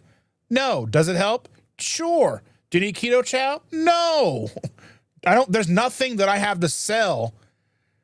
Even like my services as a health coach. Do you absolutely need that? No. I'm a terrible salesman. Terrible salesman. So terrible. And Helen says, I need to lose 120 pounds. Just remember, 1 pound at a time, half pound at a time. You'll get there. Focusing on the whole. Like I have 100, that's a lot. That's too much to focus on. You're going to do fantastic. You've got a huge support system here with us. And Risa says, second ingredient is raw honey. This is still sugar. Carnivores do not eat anything with sugar. I mean, unless you're what's his name, and he eats the honey stuff. Carnivores do not eat anything with sugar. It's still hiding sugar in with the meat. Sounds gross to me. It's just a weird thing to me. Like, so weird. And Evelyn says, I love moon cheese. They're still around. They're just not in Costco. And it's like hard to, I haven't seen them in stores. You just got to buy them online. You don't see them in stores like you used to. I would be an affiliate if they were cheaper online. Like I had a good discount, I would be an affiliate with them in a minute. Helix says, I used to have moon cheese on top of a salad. Yeah, that works. I liked it in soups. Take some moon cheese, throw it in some cheddar broccoli soup.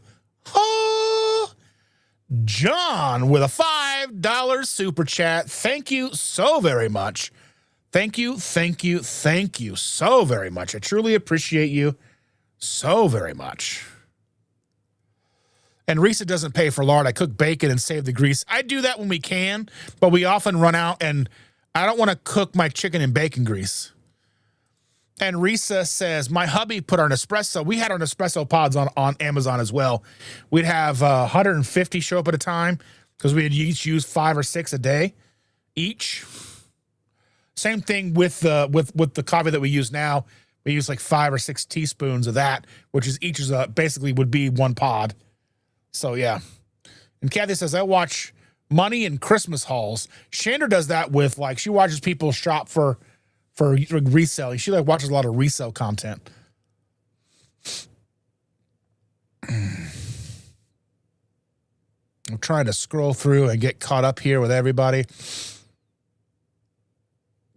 My brother's in the house. Hey, everybody. Happy Mother's Day to all the mothers. I love you, Leaky.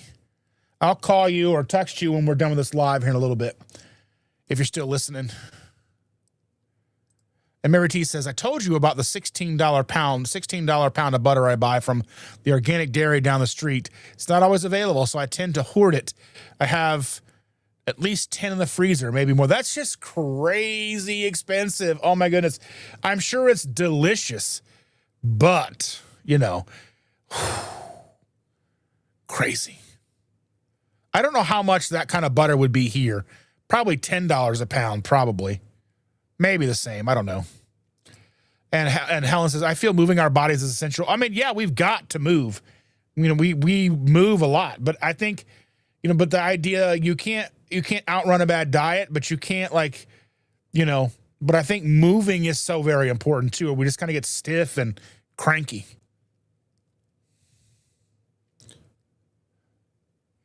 And Helix says, I refuse to go to Walmart unless it's for Hot Wheels or clothes. Hot Wheels. Oh, my goodness. Costco.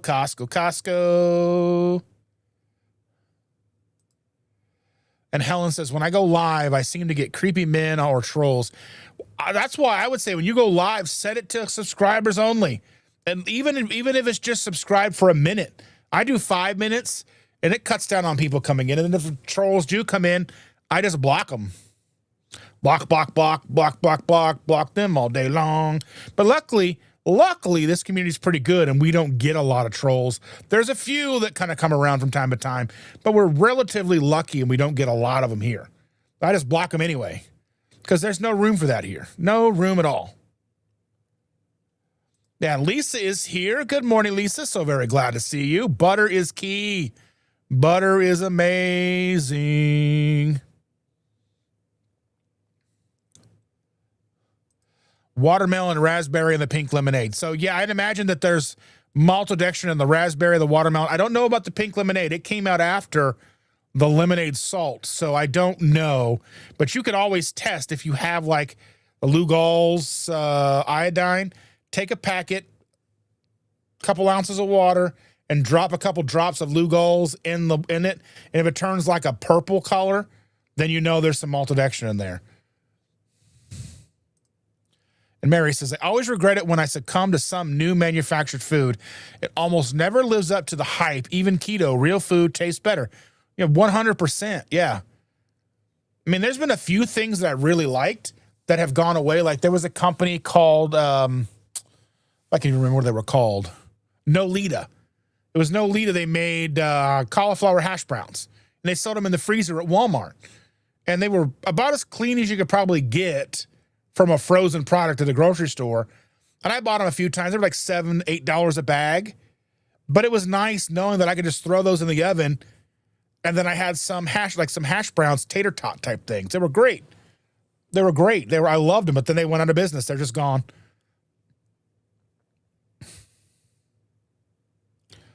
Isabel loves the clean slate too. It's really good. I always have some of that on hand. Mary T says, great seeing you, Dustin. I have to get in the garden because it's too hot out there. Have a great day. Well, happy Mother's Day. Have a wonderful day. Enjoy your gardening time. And Helix has to go. Have a great day, dear. Thank you again for the super chat. And Terry Girl is feeding the squirrels. And Sean Bradley, can you believe it? $50 super chat. I can't believe it. Happy Mother's Day to Chandra. Treat her to a lovely steak dinner today. I will. I will be buying her some steaks today and cooking steaks, and she's going to be overjoyed. Thank you so very much. And happy Mother's Day to Shell. Give her a hug for me, please. Thank you so very much. I truly appreciate that. Thank you from the bottom of my heart and the top of it and the sides too. So very generous. 100%. 1 pound a week is 52 pounds. That's a lot. That's what I'm saying. I mean, you figure most people are going to lose a couple of pounds a month, maybe, you know what I mean? It's good. Amazon has 2 bags of moon cheese for $29 and change. Might have to order some. Might have to do it. You haven't had to block anybody yet? That's pretty good.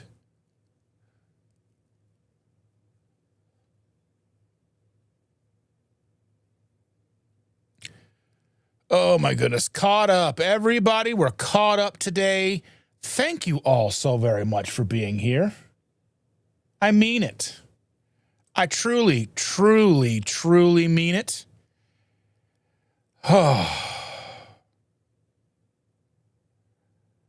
Thank you all so very much.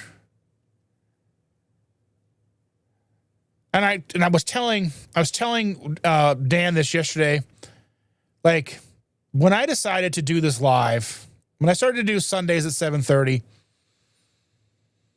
it was one of those things. I'm like, okay, I'm already awake. I'm already here. I'm already awake having my coffee. And I might as well go live. I had no idea that anybody was going to show up. I had no idea that people were going to be here consistently week in and week out. And so many of you have been here. I would say some of you may have even been here from the beginning.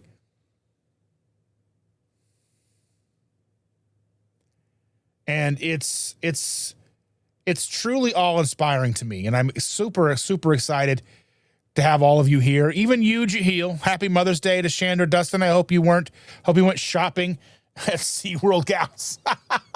Maybe I need to. Maybe she deserves it. Maybe it's Maybelline. You know what I mean? And, have a wonderful day, everybody. Happy Mother's Day. Thank you all so much for being here. Oh, my goodness. And it's like Terry says, dang, YouTube Premium is going up and everything's going to come down again other than eggs. Yeah. Thank you all so very much for being here. Thank you for your support to me and the support for this community. Because without you, there isn't an us. So thank you all so very much. I love each and every one of you. And I hope some of you want to come out to the Elkhart meetup. And we'll talk about it again because, again, it's not till Memorial Day, the last day of the month, I believe. But we'll be there and we'll have a good time. So anybody and everybody who wants to go, be on the lookout. Keep an eye on lowcarbevents.com. And we'll be here. And love you guys. Bye, everybody.